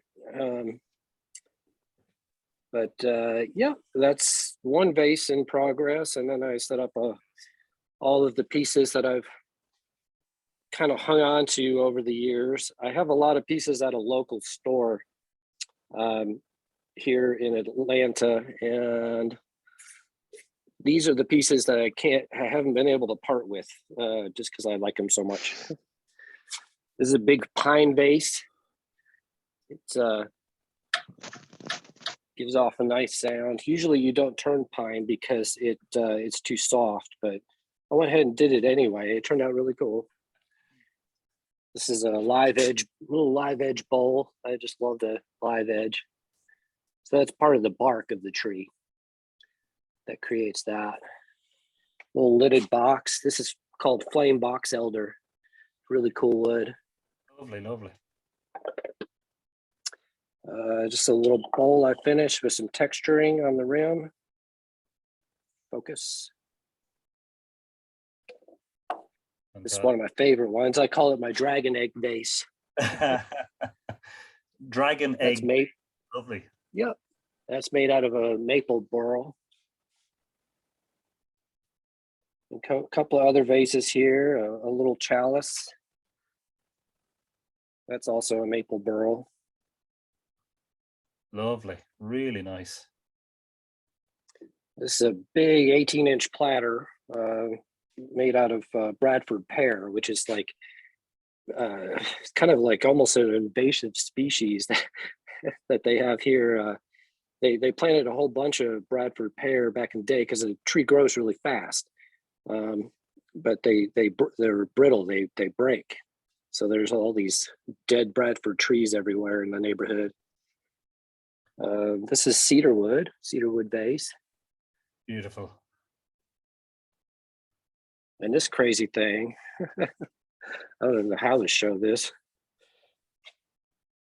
So that was on the lathe turning at 2000 RPM, and it sounded like a industrial fan. Kind of scary, but if you keep your knuckles out of the way, you're good to go. Yeah. And if somebody breaks into this, you could use it as a weapon. Yeah, exactly. It is pretty sharp. This piece is a request from my wife. She cooks a lot. And so what it is it goes on the counter and you stick your kitchen utensils in it. So it's still being finished, but brilliant. It prevents you from having to, you got dirty hands and you don't want to wipe. You have to go wash your hands before you go get your utensil out of the drawer and dig around in there. Yeah. But that's about it right now. How long have you been? I'm always working on something. How long have you been turning wood? I've been turning wood about 6 years now. Wow. It's quite I know the lathe is spinning and all the rest, but I mean, there's quite a lot involved, isn't there? You have to learn about the different wood types and what they can tolerate and what they can't tolerate. I presume a lot of stuff gets broken along the way, trial and error. Certainly. Yeah, certainly. And a lot of times you end up, sometimes if you're not careful, you create a funnel or a lampshade. You go through the bottom because you can't tell how deep you are in the workpiece. Yeah. There's special computers and cameras and stuff for that, but they're real expensive. The systems are like $1,000 or more. Yeah. So I just wing it. And over time you develop a feel for where you're at with it. And, certain woods, like I said, turning pine is not a good idea because it also, that big pine vase is leaking sap. It's still leaking sap, even though it's been turned for 2 years and it's dry as a bone. it's bizarre. It's funny, yeah. How long does it take? I mean, of course, every piece is different, but what is the sort of minimum and maximum time you would spend on a piece? I can finish a piece in a day, but sometimes I just, have other stuff to do, so I have to put it down for a while. I try to do it fast because I turn a lot of the wood wet. I don't. If you don't turn it quickly enough, it'll warp and crack. So you got to do it real fast to make sure that doesn't happen. Dry wood is a lot more difficult to turn. It's just it gets real hard, and the tools just bounce off of it. But I certainly turn dry wood too. It's just a lot more bouncy. You have to apply a lacquer or a varnish. After. Yeah, there's as many finishes as there are species of wood. I use rattle can lacquer a lot because it's an easy, quick finish, and it doesn't darken the wood as much as some other finishes do. Like this one got a lot darker that I showed you that was on the lathe because I used an oil finish because it has all those bug holes in it. It's a softer wood. It's just different woods and accept different finishes better than others. So you kind of learn that by trial and error too. And yeah, is this a hobby for you, or are you doing it full time? Oh, it's a hobby. I mean, I love graphic design. I'm a freelance designer, so this I kind of split my time in between when I'm not busy. But I sell a lot of pieces on Facebook. I just, friends of mine will buy them because I'll just post it, hey, here's what I'm working on. And a lot of times things already on the lathe are already sold by the time I finish it. Brilliant. So, yeah. So if people are interested in looking at your work and maybe acquiring some, where's the best, especially if they're not based in Atlanta, Georgia, what's the best thing they can do? Well, the Facebook page is my primary place where I post things. So either friend me personally or go to Woodturning by S.R. Walker Designs. Woodturning by S.R. Walker Designs. Correct. Yeah. Or your personal Facebook add friend. Yeah, brilliant. Yep. And I don't have a storefront. I just, if you see something you like and are interested in, just shoot me a message or comment on the picture. Happy to talk with you and figure out how to get it in your hands. Brilliant. Super stuff. Well, it looks fabulous. It's a great talent. And as you say, there's a lot of variety in it, obviously, in terms of the wood types and the finishes. Stephen, thanks for sharing your work with us tonight. And we wish you Thank you for the opportunity. No problem. And happy winter solstice to you. If we're not speaking to you in the next 20 days, we are grinding down towards the shortest day of the year. Stephen, it's a great pleasure to talk to you tonight. Thanks a million for coming along. Thank you, everyone. My next guest is Jer Moane. Jer, if you are there, make yourself known. Yeah, hi, here I am. Yeah. Hello, Jer. Hi, how you doing? Doing pretty well now. How are you? Yeah, I'm delighted to be here, and I think listening to all the different artists and the inspiration that nature and Newgrange and this mythology and it's just wonderful to hear it all and hear all the diversity of art. It's brilliant, and thanks for organising this. Yeah. It's immense, and it's only just a small flavour of what's out there, probably. Fantastic. Yeah, exactly. Yeah. So what are you talking to us about, Jer? Well, I'm a writer, and I've written a couple of stories about Newgrange. One is published in this book. Where do I have it here? I'll just give you the link to that. I'm kind of a mixture like yourself, Anthony. I like to know about the research, the archaeology and so forth. And then the mystical and the mythical is obviously a huge thing as well. So this is a sold series. I'll put a link on to where you can get it. And then I've just finished a novel about Newgrange, where I kind of imagine the culture that built Newgrange, 5,000 years ago, back in the days of prehistory, the kind of time that Lara Dooley is writing about. I kind of imagine why did they build Newgrange? What were they about? What kind of culture did they have?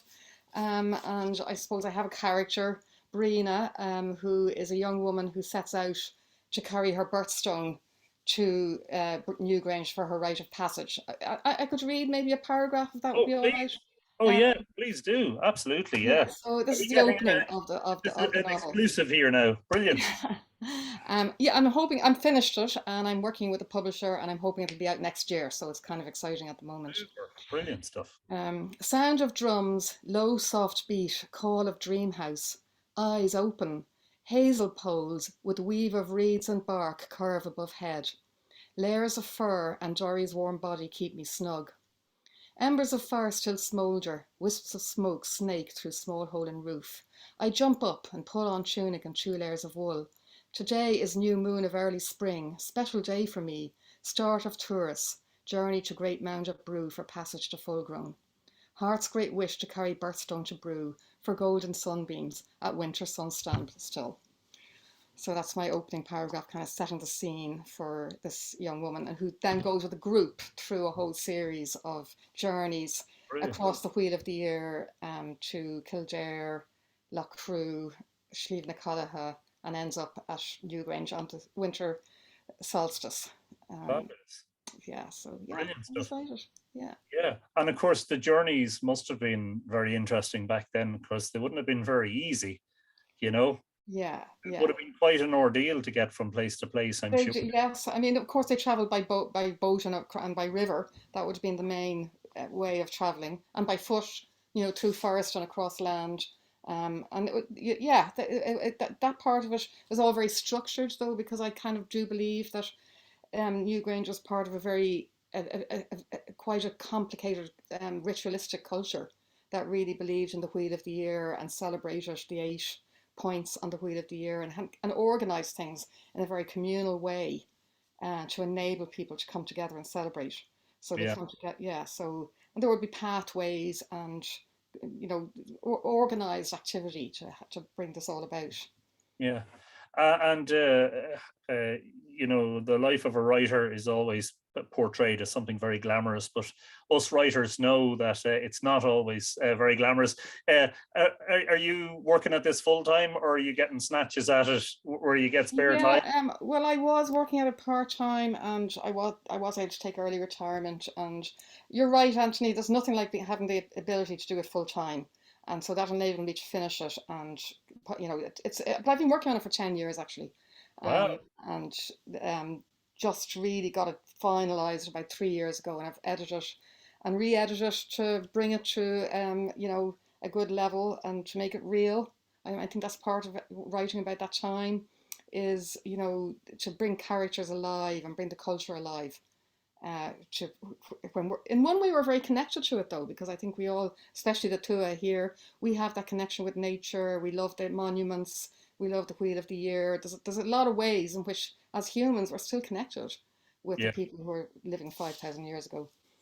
So I just put up there an article with it, and if you click on that, that brings you into the link to get this book here, which is published by Karen Ward and Barbara O'Mara from Moon Manaw.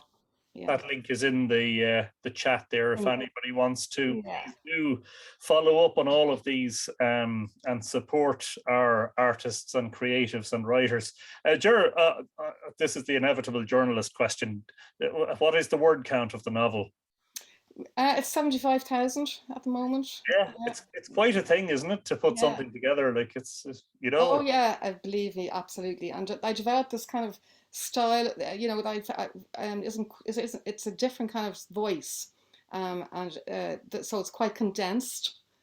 So the word count it takes you across a lot of time in 75,000 words as well. I mean, it would be longer if it was written in standard English, but I wanted a voice that was different, that would take us out of contemporary consciousness and, you know, just create something new. So yeah, that would be a short novel, but it's still a substantial novel. Yeah, absolutely. And it's going to be published next year, is that what you said? Yes, hoping so. Yeah, working with an editor, and just a matter of time, you know. Yeah. Sure, hopefully when there's a more sort of formal announcement to be made, we'll make it. Oh, thank you. Yeah, for sure. Yeah. You know, drive lots of sales in your direction, hopefully. Yes, thank you. Yeah, I wish it was ready now, but I'm going to have to wait. until it's actually published. Yeah. You can sow the seeds, but you can't make the crop ripen. You know, it ripens in its own time. I love the artworks behind you on the wall, by the way. Some lovely work there. Yeah, thank you. Hey, yours. I'm obviously a big fan of spirals. Yeah, some beautiful work there. Yeah. Really nice. Well, we wish you the best of luck with it, Jer. The life of a writer is a lonely, very lonely thing. Yeah, well, I mean, you've obviously do loads of writing yourself. It is a solitary thing, absolutely. Yeah. But there's also the whole sharing of it, which is great. Yeah, and there's the wonderful thing about, as you say, the inspiration. Just because it does. I think it provides you with, it pushes you along, doesn't it? Yeah, and yes, absolutely, it creates its own inspiration. I love all the visual work as well, and I think it's been fantastic to see all the visual artists. And in one way, I kind of envy the visual artists. You've got it to show right there. There's your painting or there's your card. Yes. And with a story or a novel which takes years, you're like, oh, when am I going to be able to show this? Yeah. Well, look, you're nearly there, and fair play, because 10 years, like it's a huge investment. And hopefully, as I say, we'll see your name in lights in the not too distant future. Hopefully, yeah. Fingers crossed. Of course, then you know what happens then is you have to start working on the next one. And if your publisher, thanks, Anthony, that's really good news. Yeah, they'll probably say we want another 2 or 3 books from you. So, yeah, well, you're certainly a good model for somebody who's always working on the next one. You're brilliant. Thanks, Jer, and wish you the very best for the solstice season. Right. Thank you. Thanks to everybody. See you again. I have Patsy Preston on my list, but Patsy, I didn't see on the participants. Patsy may not have joined us. I think from previous experience with the Zooms, sometimes people register, but then they don't see the link, or it maybe goes into their spam folder or something. So I'm not sure. Next on the list after Patsy is Teresina Fitzpatrick. Up Mayo. Teresina, if you're there, come in and say hello. No, I don't see Teresina. I thought I saw her earlier. Okay. Well, we'll call out these names again at the end, just in case people join us. And there she is. I definitely know the next one is there because I can see her. There's Cashel O'Toole. Cashel, come into the room, join us, unmute, say hello. Hello, how are you? I'm pretty good now. I mean, we're an hour and 3/4 in, and it only feels like I've been talking to people for 10 minutes. It's like, I know, we're fine. Here. The time is just, it's a timeless thing. Cashel, tell us what kind of art, or what do you do as a creative? Tell us. Well, I'm an intuitive artist and designer. So I actually came across your wonderful group because of Tom King on Instagram. He was telling me, oh, maybe you'd be interested. So that's how he's connecting everyone. Good man, Tom. Brilliant. That's how I found you. And I actually started to share my Celtic work. My work is it's very spiritual. It comes from a lot of different, it's very intuitive. So it can be a variety of things, but I suddenly got interested in connecting to my roots. So this piece, I don't know how good the lighting is in here. That's pretty good. But I had shared, and I was blown away by how everyone, all the comments, everyone was so wonderful. And I was so grateful for that. And then I decided I want to continue down this route. So it's the Celtic Tree of Life, and I started creating digital designs. So my newest thing has been, I'll try to find something here, wearable art. So I've recently got my Celtic Tree of Life design printed on silk. So again, not the best lighting here, but I don't know if you can see. Yeah, I can see it. Yeah.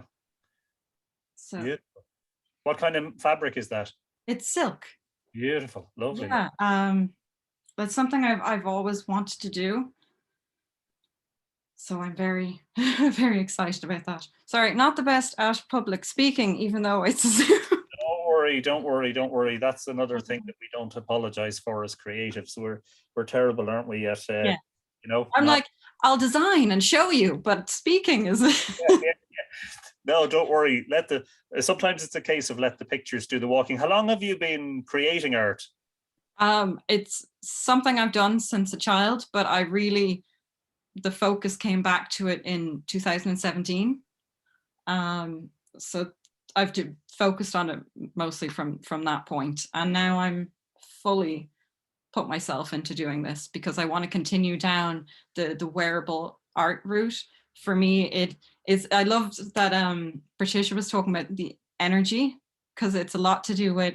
I love creating healing artwork, with high vibrations and energy, and connecting us to the goddess energy and Celtic mythology and everything. So it was lovely to hear that. Yeah. Whereabouts are you based? Are you in Ireland? Are you? Yeah, I'm in Dublin. You're in Dublin. You'd never be able to tell from the accent. No, where do I sound like I'm from, I wonder? I knew you were in Leinster somewhere. Just put it that way. I knew you weren't in Ulster or Munster. Just put it that way. Brilliant. And come here. Do you have a presence online? Usual question. Where do people get in touch? Where do they view your art? Where do they buy it? Most important. Well, the best place to look at my art, I say, is Instagram, but I'm also on Facebook, and I'm just under Cashel O'Toole. So just my name. And I recently have launched this collection of silk scarves, so you can actually look and buy them on cashelotoole.com. Brilliant. I want to put my paintings and prints up, but I've put my focus at the minute on this. It feels right. Yeah. To do. Well, you did say at the outset that you're an intuitive artist. Yeah. So you have to go with your feeling, don't you? Definitely. Early. Yeah. Well, I'm very excited. Yeah. I love. Can we have a look at the Tree of Life one again, please? Because we only got a brief. I wish the lighting was better, but because there's a lot of, let's see, there's a lot of gold. It's not too bad. Yeah, that's fine there. Yeah. I've shared it before, and it looks a lot better in the picture. Yeah, it's really lovely. Really lovely. I have another one up here. I see that. Yeah. I will grab it.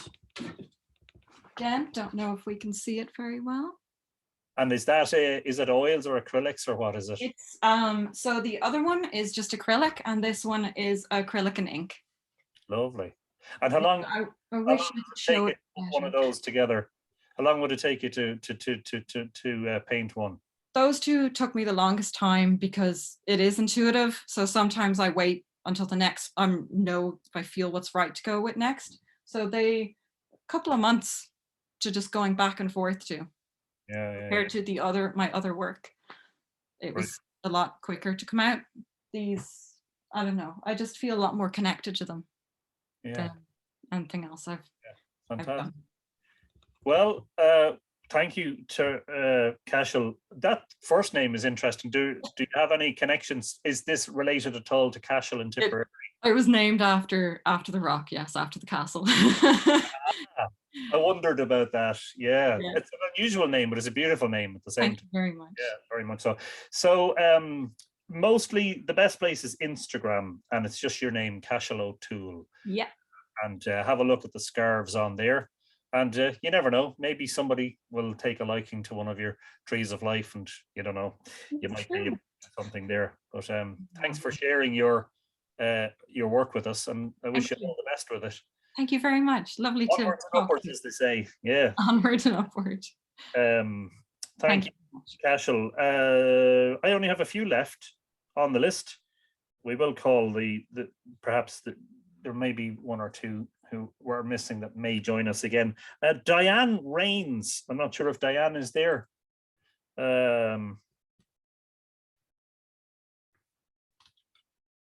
Nope, doesn't look like it. Okay. Lorraine Comerford. Lorraine, are you there? I think you are. If you want to unmute and say hello, please do. Step in to the arena. Make yourself known. Hello, everybody. I didn't know I was going to be speaking, so I'm a little bit caught off guard here. But and it's the end of the night. I'm sure everybody's tired. So thanks a million for this, Anthony. I love listening to your talks on Monday evening and all the fantastic photos you share, especially the drone photos. It's unbelievable. And so, and thanks for everybody. It's so inspiring to see everybody's work. It really is amazing.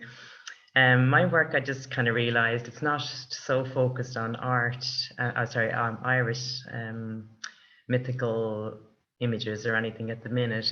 That's some of my work there behind me, and it's kind of 3D optical illusion type of work.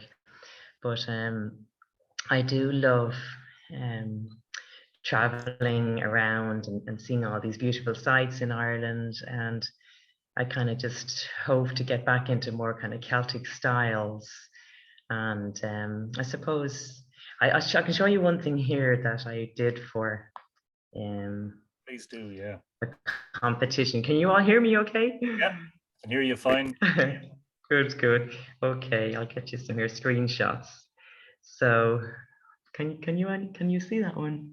I see a man, picture of a man. Oh no, that's the wrong one. Hang on. I just tipped off the wrong one by accident there. Don't worry. Can you see that? Oh yeah. So there was for the the 1916 and 1921, the Irish history, the Irish Revolution, all that history with the 100 years. There was an art competition with Lucan, with one of the libraries, and I said I'll just kickstart and do a little bit of work for that, and then I didn't win. There was only one winner. So I didn't get to finish these. This is not finished yet. So it was supposed to a work in progress. So I asked would it be possible to even display it in the library next year. So I might get that finished. And then one other thing. This is quite a long piece. This is about 3 meters by 3 meters long and 1.5 meters high. Wow. And it was for Arinta, so Dublin Airport, and I didn't win that either. And there's the piece that won is at gate 408 or something like that, and it's like flying kites, to stop the birds coming near the airport. There's these kind of pretend birds flying. So the artist based her work on that, and I kind of thought, the brief, her piece really was towards the brief, but sometimes you don't know why pieces win, why pieces don't win, and because you're always a bit, you like your own work a little bit better than others. But there's another few pieces here. I guess, let's see if I can show you these pieces. I don't know if you can see from here. Can you see anything there? I can see one with lights around it, yeah. Yeah, Christmas lights. We're all trying to cheer ourselves up for Christmas. Sure, look, that's allowed. That's allowed. I'll get you 2 more pieces. They're all acrylic, by the way. This I love. Everybody loves nature as well. We're trying to protect our nature. Beautiful. And I suppose this could take me about a day, and I think it's 14 by 40 centimeters by 40 centimeters. And I'm an art teacher as well, so it's very hard to actually do your own work. And I just got a little bit despondent by the art curriculum in schools at the minute, and everything keeps changing. So I took a break from teaching, and not sure if I'll be able to get back into it. I don't know if anybody else feels the same way. When you're being an art teacher, it's very different from doing your own work. Yeah, I can imagine. Yeah, and it's just, you're under so much pressure. I felt like I was sitting on an Aldi checkout and ding-a-ling-a-ling, 40 minutes, one lot of kids are coming into you and you have to do clay, and then they go and you try and tidy up, and then ding-a-ling-a-ling, the next lot come in, they might be doing a lino print, all the mess involved with that, and then ding-a-ling-a-ling, and then the next lot come in, they might be doing a painting. So I just couldn't cope with the whole setup in a secondary school system for art. So yeah, there's always that in the back of my mind, this guilty feeling. I went to NCAD and tried to study, and I don't know, did anyone else go to NCAD? Put hands up. Any other NCADers out there? National College of Art and Design people. What part of the world are you in? I was based in Dublin, and they just try to what's the word? Crush anybody's own creative skill. So I survived. I'm one of the survivors of NCAD. Let me say, I wouldn't have wouldn't have a lot to say about recommending that college to anybody. So well, I've so never there, and been to any sort of creative school or college or anything like that. But I mean, the whole thing is, I mean, everyone we've spoken to tonight is different, and yeah, totally different. Yeah, it's fantastic. It's such a subjective realm that the very idea, you know, of teaching, you know, it's like, no, I mean, that really is sort of, it's like as a writer, when you set to write something, yes, a non-fiction book is written in a certain style, but your works of fiction are very different, and you want to find your own voice, and that's very, very important, is finding your own voice, you know, and a genuine voice, one that you're convinced by, that you're not just trying to convince your readers. And I presume it's the same in the art world, you know.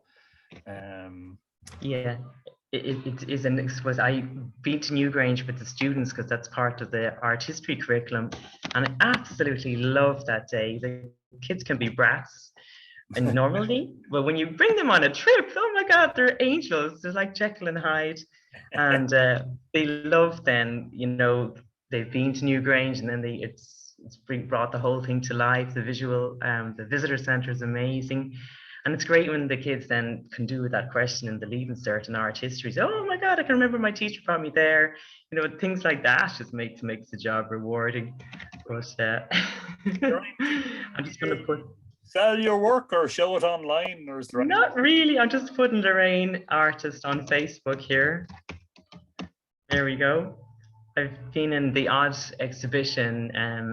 The NCAD degree show at the end of the year in June is always a fantastic exhibition. That's up in Thomas Street in Dublin near St. James's and the Guinness store. And that's actually a really good day out. We had our degree show there, and that was it. I did something at Kilkenny Arts Week once, a few bits and pieces.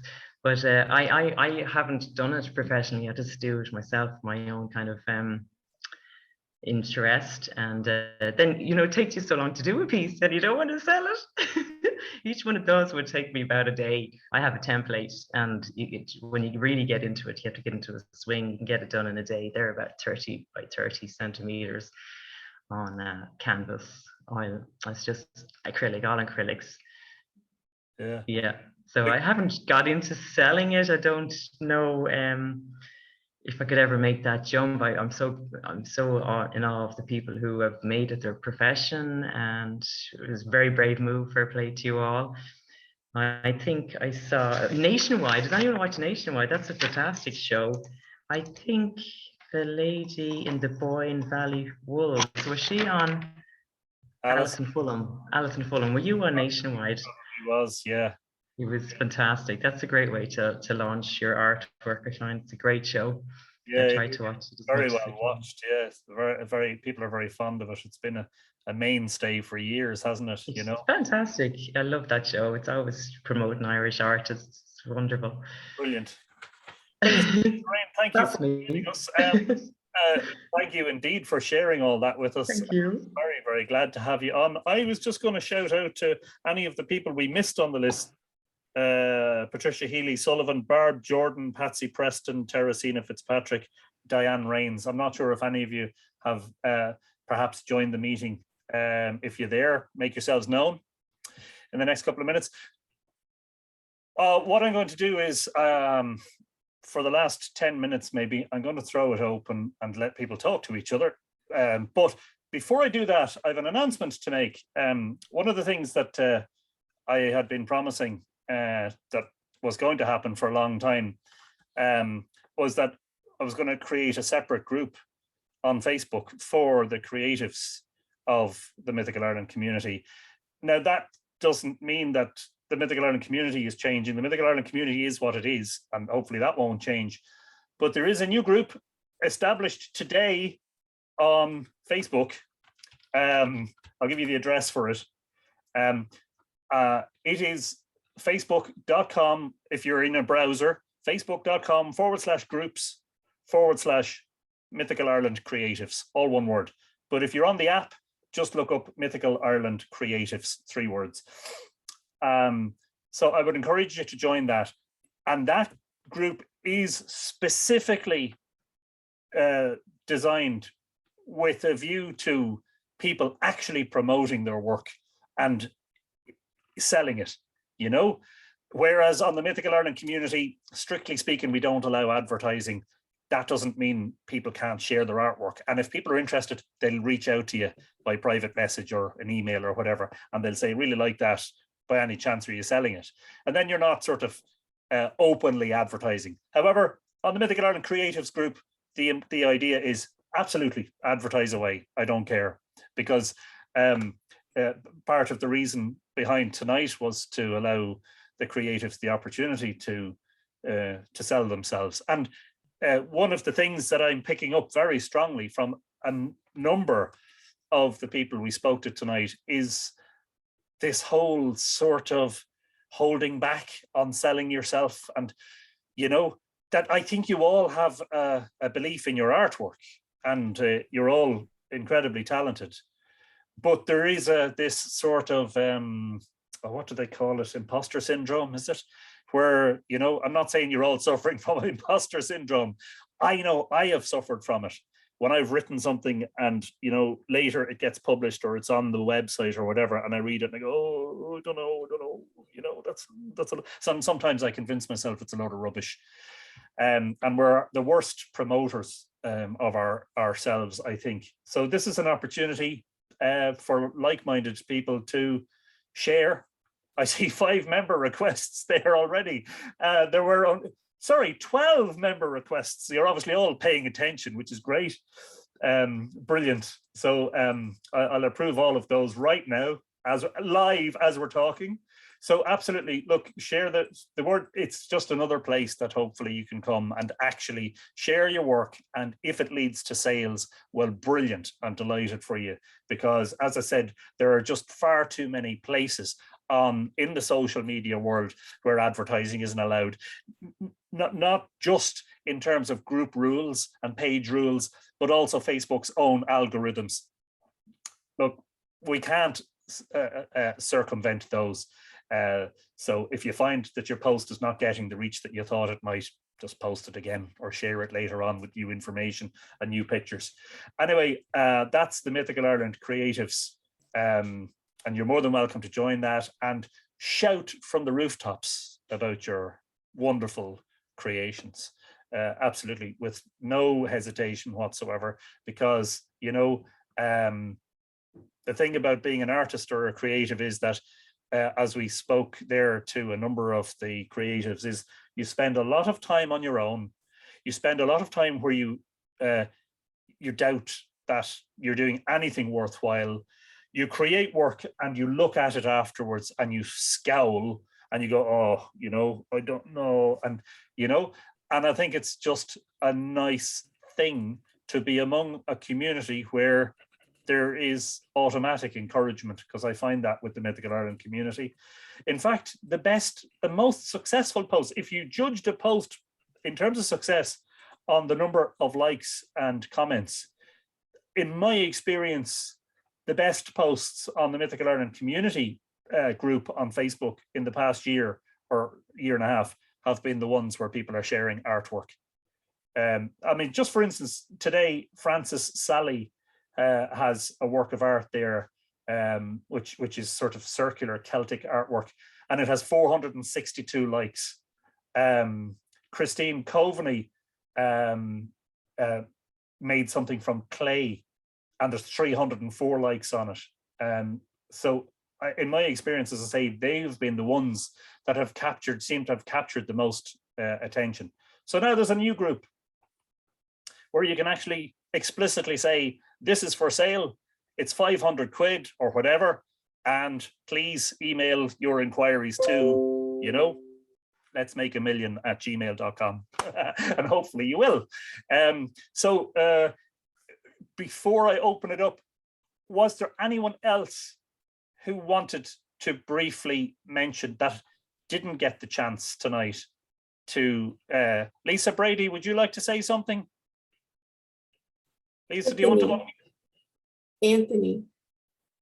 And Sheila Moylan is here. Oh, Sheila is here. Why isn't Sheila on the list? Oh, apologies. Lisa, we'll get to you in a moment. Sheila, I apologize.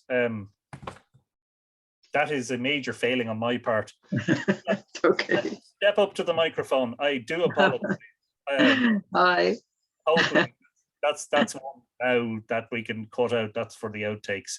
That's one that won't be the final video. And don't worry, joking. This is recorded live. Tough on me for screwing it up. You're very welcome, Sheila. Tell us. Oh, thank you, Anthony. It's lovely to be here. I've really enjoyed looking at everybody's stuff. It's so inspiring. And it's all thanks, a lot of it is to you and the Mythical Ireland community, because it's, especially during lockdown, the inspiration, the stories, it just really connected me with Ireland when I couldn't go and visit as well. So it was lovely. So it really helped me. Yeah, well, it helped me. I mean, the live streams, as I said, and I always said, you know, they started off in a very nervous, anxious time when we didn't know what was going to happen, and lockdowns and schools closed, unprecedented situation. And over just the first few days, it just suddenly turned into something that just was clear that it was providing a space for people that, you know, that they felt sheltered from the troubles of the world in, you know. And it got me buying loads of books and reading papers. So I knew very little, you know, had a vague interest in archaeology and the ancient past, but I was very ignorant. And now I'm, you know, reading loads, and so that's really informed all my art as well. So brilliant. That's been really good. Tell us, Sheila, about your work. What do you do? Somebody's looking for. While you're doing that, I'll share the link to the new group in the comments. Fantastic. Well, I'm an art teacher. I teach, you know, private classes and all of that stuff. But I'm also a musician, and during lockdown, obviously the music thing was non-existent. So I did art a lot before in the past, and I got back into doing my own art.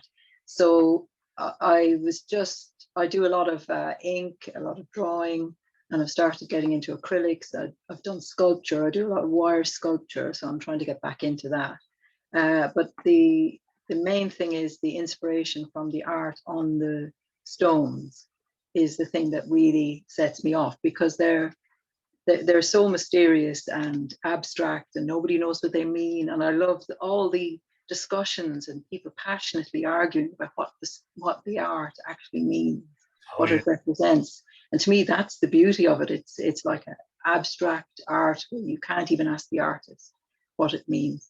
So to me, that's the starting point. And layered over that are the myths from the Boyne Valley. So I think the first piece that I really enjoyed doing, and lots of prints of it. So if people are talking about not wanting to part with their work, I'm a bit like that. So I sell prints of everything, and that way you get to keep the original. I recommend that. Yeah. Was the one of Boane. So I did Boane overlaid on a drawing of Curbstone 1 from Newgrange. And it's really important to me that the drawing of the stone is as accurate as I can do it, and that my drawing then has to try and work into that. So I feel like I'm collaborating with this artist from 5,000 years ago. So it really does inspire. Plus there's a side project, which is that as a result of doing that drawing, I started to notice, just from a design perspective, how the designs were constructed. And I don't think many people think about that. I haven't seen much in archaeology about people looking at how they were constructed. They do a lot of thing of analysis, listing off how many spirals or how many chevrons or whatever, or how many stones are like these stones or whatever. But there's not much looking at the piece of artwork in its own right. And so I've been like writing tons, you know. And you hosted a blog of something I wrote about Curbstone succeeded. Sharing that in the comments right now. Anybody who wants to look at what Sheila is talking about right now, you'll get an insight into, you'll get a view of some of the work she's done, and also an insight into into how it was created. Fabulous stuff, really fascinating. Oh, thanks. And I've just my website designer, I'm going to have to pay her again. She's going to put up, I've written a 3,000 word essay on the back stone, the equinox stone from Lough Crew. And I've made little videos of how I think it was constructed, the design, because I personally feel I've discovered something there. So all these things really inspire me, and just to me, it's the link which you talk about beautifully, which is the link between what we see in front of us, which are the monuments and the sun going down the chamber and all of that. It's absolutely real and happens with this kind of lost belief system, lost world, where people could hold, the dog, the holding time still so that he can be with Boann, and the story of Boann, being told you can go clockwise around Necton as well, but you can't go anti-clockwise. And you have all these spirals going in different directions. And to me, I see those things all linking up, and that there's some lost thing threading through those tales, some lost belief system or lost understanding of nature, that's kind of survived in the myths. And we now know that myths, contrary to a lot of archaeology, they can survive millennia. Little Red Riding Hood, they reckon, is 2,000 years old and originated in Turkey. So they can trace myths like DNA, So to me, that's the fascinating thing, is the thread, connecting us back into the ancient past. And I feel that really strongly about Newgrange, and how I feel it belongs to me, even though everyone in Ireland is a blow-in, everyone arrived in a boat, Yeah. So yeah, I've often commented on that, that it's more to do with what the landscape does to you and how it affects you and how you interact with it. And of course, the mythology, I don't know if there's anywhere else on the planet that has such a richness of myth and folklore pertaining to other worlds that are sort of hidden, sort of basically mingling with this one. It's like they're in the same physical space, but yes, in different dimensions or in different times. that's exactly it. It's not like a British fairy tale that's long, long ago and far, far away. It's that hill over there is where that happened, and over there is the river that Boann was destroyed in. So it's concrete, it's real. The places where everything happened is the real thing, and that's to me is what makes it really special. You can visit the place in the story, and that's astonishing, and for me as an artist as well, that these, if Newgrange was being built today, it would be seen as a site-specific, time-based art. So the art only exists at a certain time of the year, and the rest of the year it doesn't exist. So if you don't turn up winter solstice, you don't get to see the art. It doesn't exist. So I find that really powerful, that this, constructed event continues and will continue forever. That's the thing that to me is astonishing, that somebody set that up. But yes, this is how we'll deal with the solstice. This is how we'll express it. And it's continuing as an artwork. It's still functioning. It's like a 5,200-year-old clock that's still ticking. It just blows my mind as an artist to have something with that longevity. Long after those people are gone, long after there's only a few fragments of their DNA in us today, but the artwork still sitting there doing its thing. And that really is inspiring, awestruck. Equally fascinating, and I know this is controversial, but my belief is that some of those stories are as old as the stones, I do as well, and it's because it's the peculiar things in stories that survive without explanation, and I've noticed that in things like, where you get the story of Cuchulainn and he'd go into his warp spasm, and that these naked women approached him. And oh, why were they naked? Oh, well, you see, it was because he was, he was a gentleman. He wouldn't look at a naked woman. And clearly, and they grab him and they put him in the water. And to me, that just sounds like a ritual. And the ritual, the meaning of that bit of the story is lost. And so somebody had to come up with an explanation as to why that would happen in the story. And you can imagine the storyteller going, well, coming up with an answer. And I see that in the stories, that there's peculiar moments where things don't make any logical sense. And to me, that's where something is a remnant from much, much further back, and I really, they've found that myths last, like if you look at Australia, the myths from there, referring to geological things, that's really, that's been proved, so it's provable. So I think I really feel, I sense it in my bones that there's something real about that. Yeah.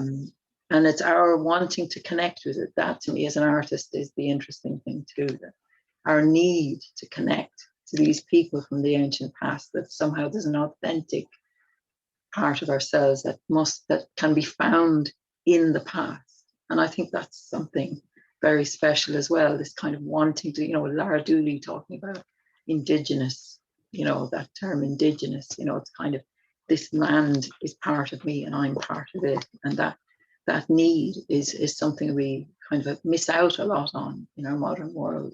Sitting in a first floor flat in London, I don't have much connection with the land as being part of me. I'm in a flat, so yeah.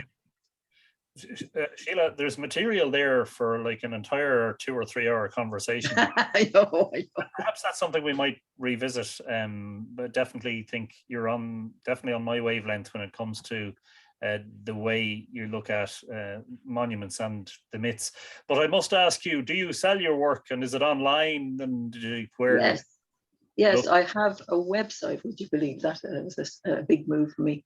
I sell prints of my work in various sizes, and I put my stuff up on Instagram as well. So it's Moylan Sheila is me at Instagram, and Sheila Moylan Artist on Facebook.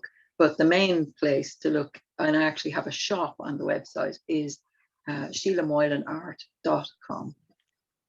SheilaMoylanArt.com. Brilliant stuff. So everything's there, and I've got my original, the thing I put on your blog is on there, but also I'm in the next few days, I hope, I have my new thing on Loch Crew going up there on the Equinox stone, because I really feel I've worked out what the pattern is of that stone, how it was done. And I just love that stone. It's my favorite piece of art in the world right now. I've moved on from K1. It's the Equinox stone I'm obsessed with. So I just moved from one obsession to another, So, I look forward to reading that. I've no doubt it'll be fascinating. Yeah. Oh, thank you, Anthony. And it's so wonderful during lockdown, to share my art and have people make comments and say nice things when nobody could see my art. That was so special, because all of us artists and musicians are all trapped at home, and just to have people go, oh, I really love that. That's great. It meant the world to me. So that was fantastic. It was a great. So thanks to all the Tuha for their engagement with what I try to do. Well, thanks indeed, Sheila. Wish you the very best with it all. Oh, thank you. Have a great solstice season as we head into the longest nights and the shortest days, and we dream I'm going to Ireland, so I hope it keeps fine for me as my mother used to say. Fingers crossed. Yeah. All the tests and everything will have to be done and everything, but hopefully I'll get back. And I'm from County Laois, so that's where I'll be going. I'm sure you will. We wish you the very best with that. Thanks a million, Sheila. You're very welcome, and thanks to everybody. I really enjoyed the night. Fantastic. If Lisa Brady wanted to say a word or two about the Loch Crew book that she was showing. Lisa, I'm not sure if you're still there. I apologies because I forgot. That's okay. There you are. Brilliant. Yeah. You probably know Tina more than you know me. Tina's my first cousin, and in 2013 she had written a story about Loch Crew, specifically to engage children, because there wasn't anything specifically written for children. So she knew that I'd always been creative, and she came to me and said, would I be interested in producing the illustrations? So I got to work. She gave me her manuscript, and I got to work. And so the first of the Conan series of books about Loch Crew, which is about actually the equinox. I don't know if you can see. I illustrated the story for Tina. I don't know which way I'm going. And like so many of your other speakers this evening, I'm an intuitive and spiritualist artist, and I work purely on energies and how they make me feel. And I produced the illustrations using pastels because they're very hands-on, and I really felt like I had a connection with them. Our family have lived around the foothills of Loch Crew for hundreds of years, even though you wouldn't think it from the accent. But our generation has all come home. It's almost like a spiritual magnet that, once you get here, you feel, yeah, my soul is home. This is where I belong. And this book, as I said, we produced together in 2013, and this is for you, Sheila. Oh my goodness. Wonderful. Yes, that's fantastic. So that was the first story, and it was about two boys' journey up to the cairns, up to Cairn Tea, to see what this magic was. Their parents were bringing them. There was a special night of the year, and because they were getting older, the boys were allowed to accompany their fathers up to Loch Crew to see what this magic was. And it's kind of set in a time, well, no time really, it could be any time. And I deliberately didn't put any faces. I didn't draw the boys. I didn't give them any faces, because I wanted the children to really use their imagination and really engage with it. So we did a lot of work with local schools, and in the library we did art workshops, and the children really engaged with it. So that was in 2013.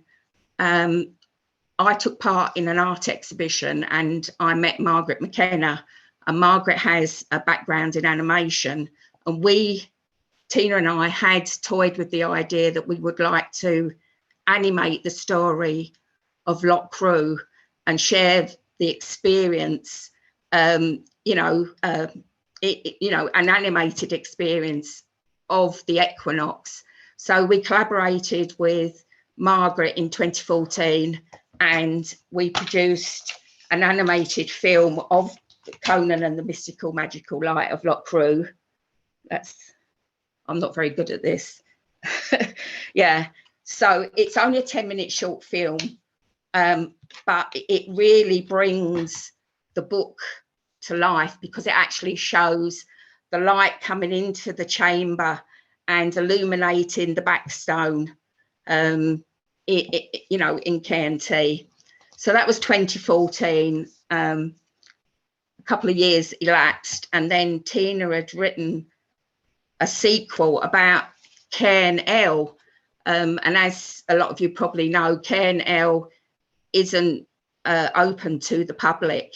Now, years ago it was, and my own children and had been up to Cairn L when it was allowed, but when the foot and mouth came, the land was it was inaccessible to the public. So Tina wanted to tell the story of the Whispering Stone of Loch Crew, which is the stone, the freestanding stone that is actually in Cairn L. And there is actually a basin in there as well with with a backstone, a very highly decorated backstone. So in 2019, the second book came out, and because with the animated film, we'd given the boys these characters, you know, they were kind of recognizable. This book, Conan and the Whispering Stone of Loch, I don't know where I'm going, Whispering Stone of Loch Crew, the three of us collaborated and produced this. This is the most recent story. So these are the druids, and I'm probably not explaining this very well. So I did the atmospheric backgrounds. You probably can't see them. I did the atmospheric backgrounds, and Margaret did the figures. And we had a launch in the library. The Meath Library have been very good to us. They've always supported us, and I've had a few, you know, the artwork from the books. I've done tours of the Meath libraries. So really that's it. These are available. I'll do a bit of a plug now. They're available in the Megalithic Centre, which is closed now. But you know, on the journey, we've met some wonderful people. We met Lara Dooley back in 2013, and I suppose with the art, my involvement in the art is because I feel so passionate about it. It's to enable others, particularly children, to, you know, to be creative, not to be constrained by, oh, I can't draw, or, you know, everyone in my mind is an artist. And I think the connection with our past and seeing how creative our ancestors were, you know, with not the same tools that we have now, is just inspiring. And so we wanted to pass on some of that inspiration through the Conan tales and the books, to encourage children to use their imagination, to, you know, as you said, Sheila, we don't really know, you know, what these symbols, you know, we can guess, and, you know, maybe we can work them out to our, you know, maybe to fit what we want them to. But, you know, just to be hands-on, and in a world where everything is very technical and everything is computers and everything like that, to encourage children to not just look, but to really see with their inner soul, you know, to see what our ancestors saw, and to like that connection between the earth and heaven, you know, to make that connection, and to, you know, to just generally imagine. So thanks, Anthony. I know it's been a long night. Brilliant. But yeah, brilliantly said. You know, I'd like to think as well. I didn't need to say anything. That's brilliant, brilliantly said. Yeah, you know, like the children, we are here to pass on our heritage, and to be able to engage children, particularly with these books, the enthusiasm that we got from the children. They really wanted to know how, you know, when we did the workshops, you know, they wanted to know how all this time ago, how could they make these concentric circles? So I said, well, how do you think that they made them? So I'd given them string and a pencil or a crayon, and they had to figure out how they, using those tools, how they could make circles. And they really were so full of enthusiasm, and, you know, when they had figured it out, the joy that it brought them from something so simple. So to be able to pass that on to the next generation, and, you know, I have grandchildren, to, you know, for them to pass on this creativeness is such a wonderful gift. So that's it. Is there anywhere other than the Megalithic Centre where people can get the books? Well, Conan has a Facebook page. It's called Conan and the Mystical Magical Light of Loch Crew. It's a bit of a mouthful. Brilliant. Yeah. So, you know, I think it's Conan Loch Crew, or if they put that in, and they can get it from us. We don't, like you were saying earlier, it's, you know, we self-published, and it's very hard to sell. Not that I mean, we've given more away than we've actually sold. And it's the same with my art. You know, I've given a lot of my, like Lara, I would give art away. And, you know, so any tips, or I think we need to put it out into the universe, because I think it is important that the children can understand the beauty of our heritage. Yeah, couldn't agree more. We applaud. Thank you very much. Very, very well said. Brilliant stuff. Thank you indeed. And well done on the beautiful work. It's fabulous combination of stories and artistic images, keeping it all alive for everybody. I just wanted to put it out there, just if there's anybody who's there who I haven't called and who has something creative to share with us before we finish up. We've been at this 2.5 hours. What a joyful 2.5 hours it has been. Maybe if you just, somebody has their hand up. Barbara Murphy. So Barbara. Hello, I'm going to try this. I don't have the technology, so I'm hoping that maybe if I turn the phone, you can see a little bit of my jewelry. So Anthony, you'll have to tell me. We can hear you, but your video is off. Can you switch on your video? I thought I had done that. I'm trying. Ah, there we go. Now we can see you. Now we can't. And we can't hear you now. Barbara, come back to us. I'll give up. No, don't give up. I don't have, well, the only other way I could do it would be like, here's a pin, and can you see that? No, your video's off again. Oh. We did All right. see it for a moment. We did see it for a moment. Well, you did now? Okay, don't do anything else. No, that's it. Brilliant. Oh, look at that. Okay. And I've started to try and do some of the stuff that is more based on the gorgeous rock art in Ireland, but jewelry when it's underway is really, really ugly. So I'm not going to try and pass on any of the pieces that are underway. So these are based on the prehistoric rock art in my area of the world, which is southern, the American Southwest. So no, I don't sell much anymore. 2008 really kind of killed jewelry sales around me. So now I'm just doing it more for fun. But if somebody posts, does something on one of my Facebook posts with you, I'll definitely contact them. So thank you for everything. Well, thanks, Barbara. It's lovely to have you on. And don't forget, there are already a stream of posts on the new Mythical Ireland creatives and some lovely work being shared there already. Alison is sharing her woolen productions, but yeah, please do absolutely feel free to share. And thanks for giving us. Poke my nose in again for a minute.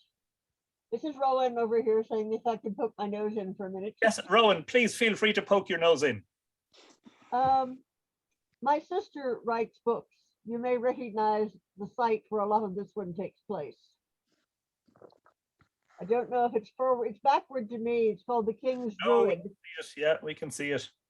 And there's a lot of it in and around Loch Crew. She publishes through Lulu, but she's also on Amazon. Brilliant. If you want, Rowan, feel free to share the link in the chat. I will. Because Joe has left. She had to leave, so she was sharing all the links to people's places. So maybe if you'd share that. I wanted to quickly swing it round to Lexi Erickson. Lexi has a piece that I think she wants to share with us. Lexi, if you're there, do I have to ask you to unmute? I think I do. Let me just see. Hear me? Yes, hello. Hello. Hello there. How are you? I'm This good. is just wonderful.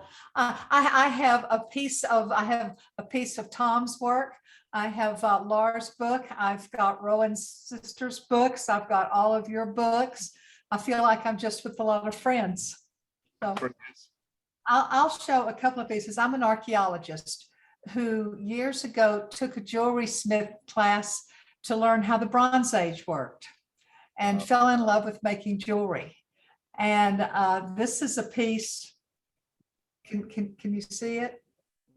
Oh, yeah. That's one of the pieces. I make a lot of goddess figures. And this one was inspired by Ken Williams and all of his photographs of the cup rings. If you can see the cup rings on there. Oh, wow. Okay. I didn't. Yeah. Fantastic.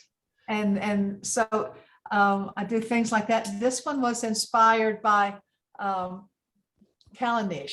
The back plate is the shape of one of the stones at Callanish. And I called this one the Lady of Callanish.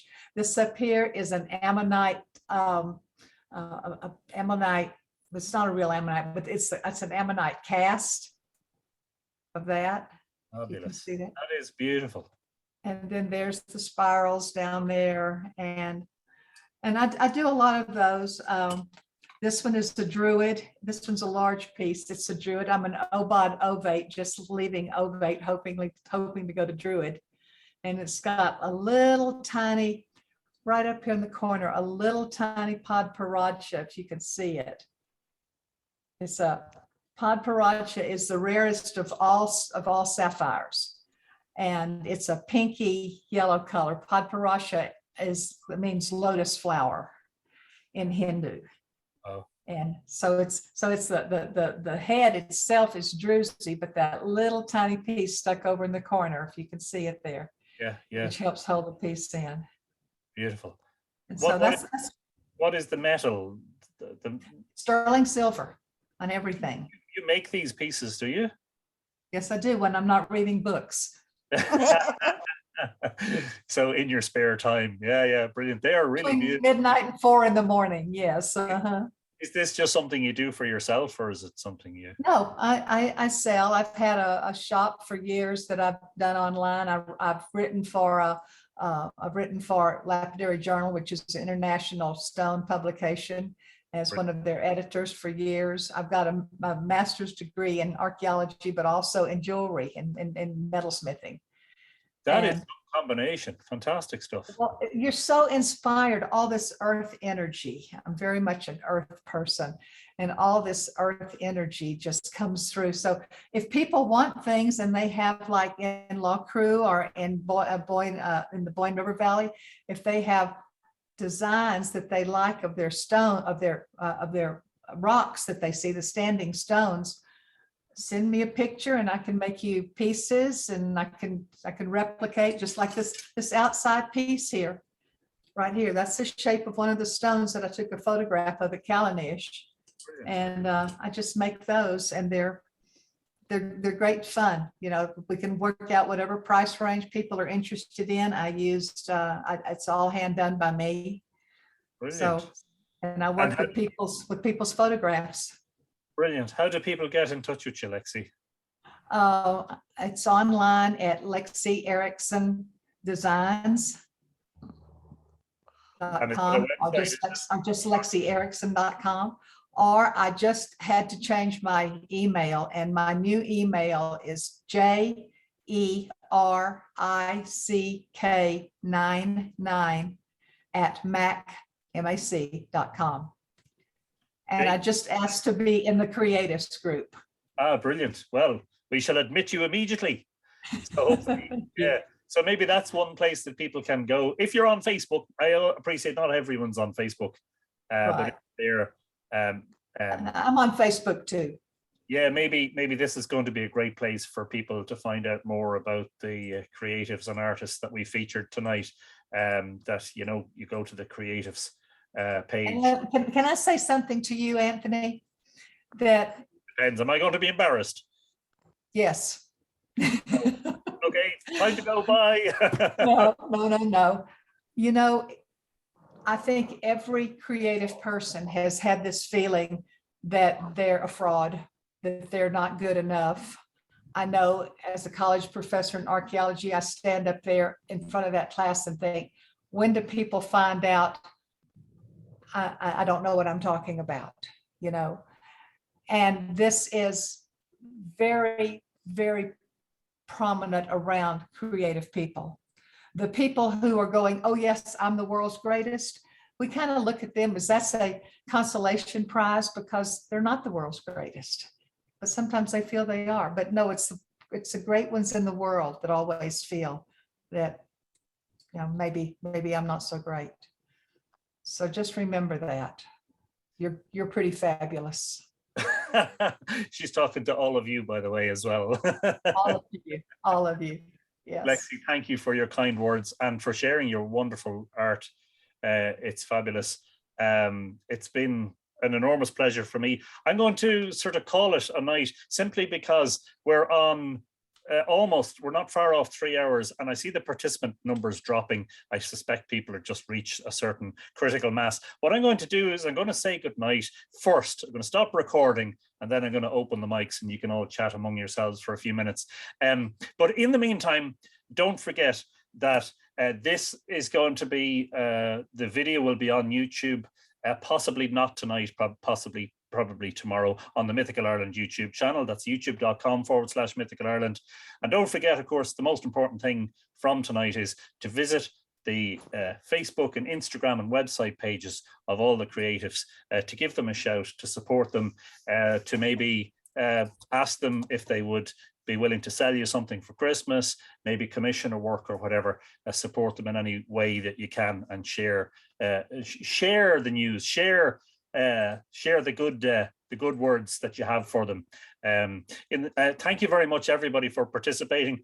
I had a feeling it was going to be a long one, but I had a feeling also, and I was absolutely right, that it was going to be a really interesting evening. Several of you all of you would make interesting subjects for a full-length conversation, and hopefully in time that's something we might get around to. I'm Anthony Murphy. It's been my pleasure to have you in the Mythical Ireland Library tonight, virtually. I'm not sure that you would all fit, especially with all the books here, but I'm sure you'd enjoy yourselves and you probably wouldn't want to leave. Good night from me, and I'm going to stop recording, and then you can all have a chat among yourselves. So hopefully this will work if I just press, sorry, the camera's in the way. There we go. Good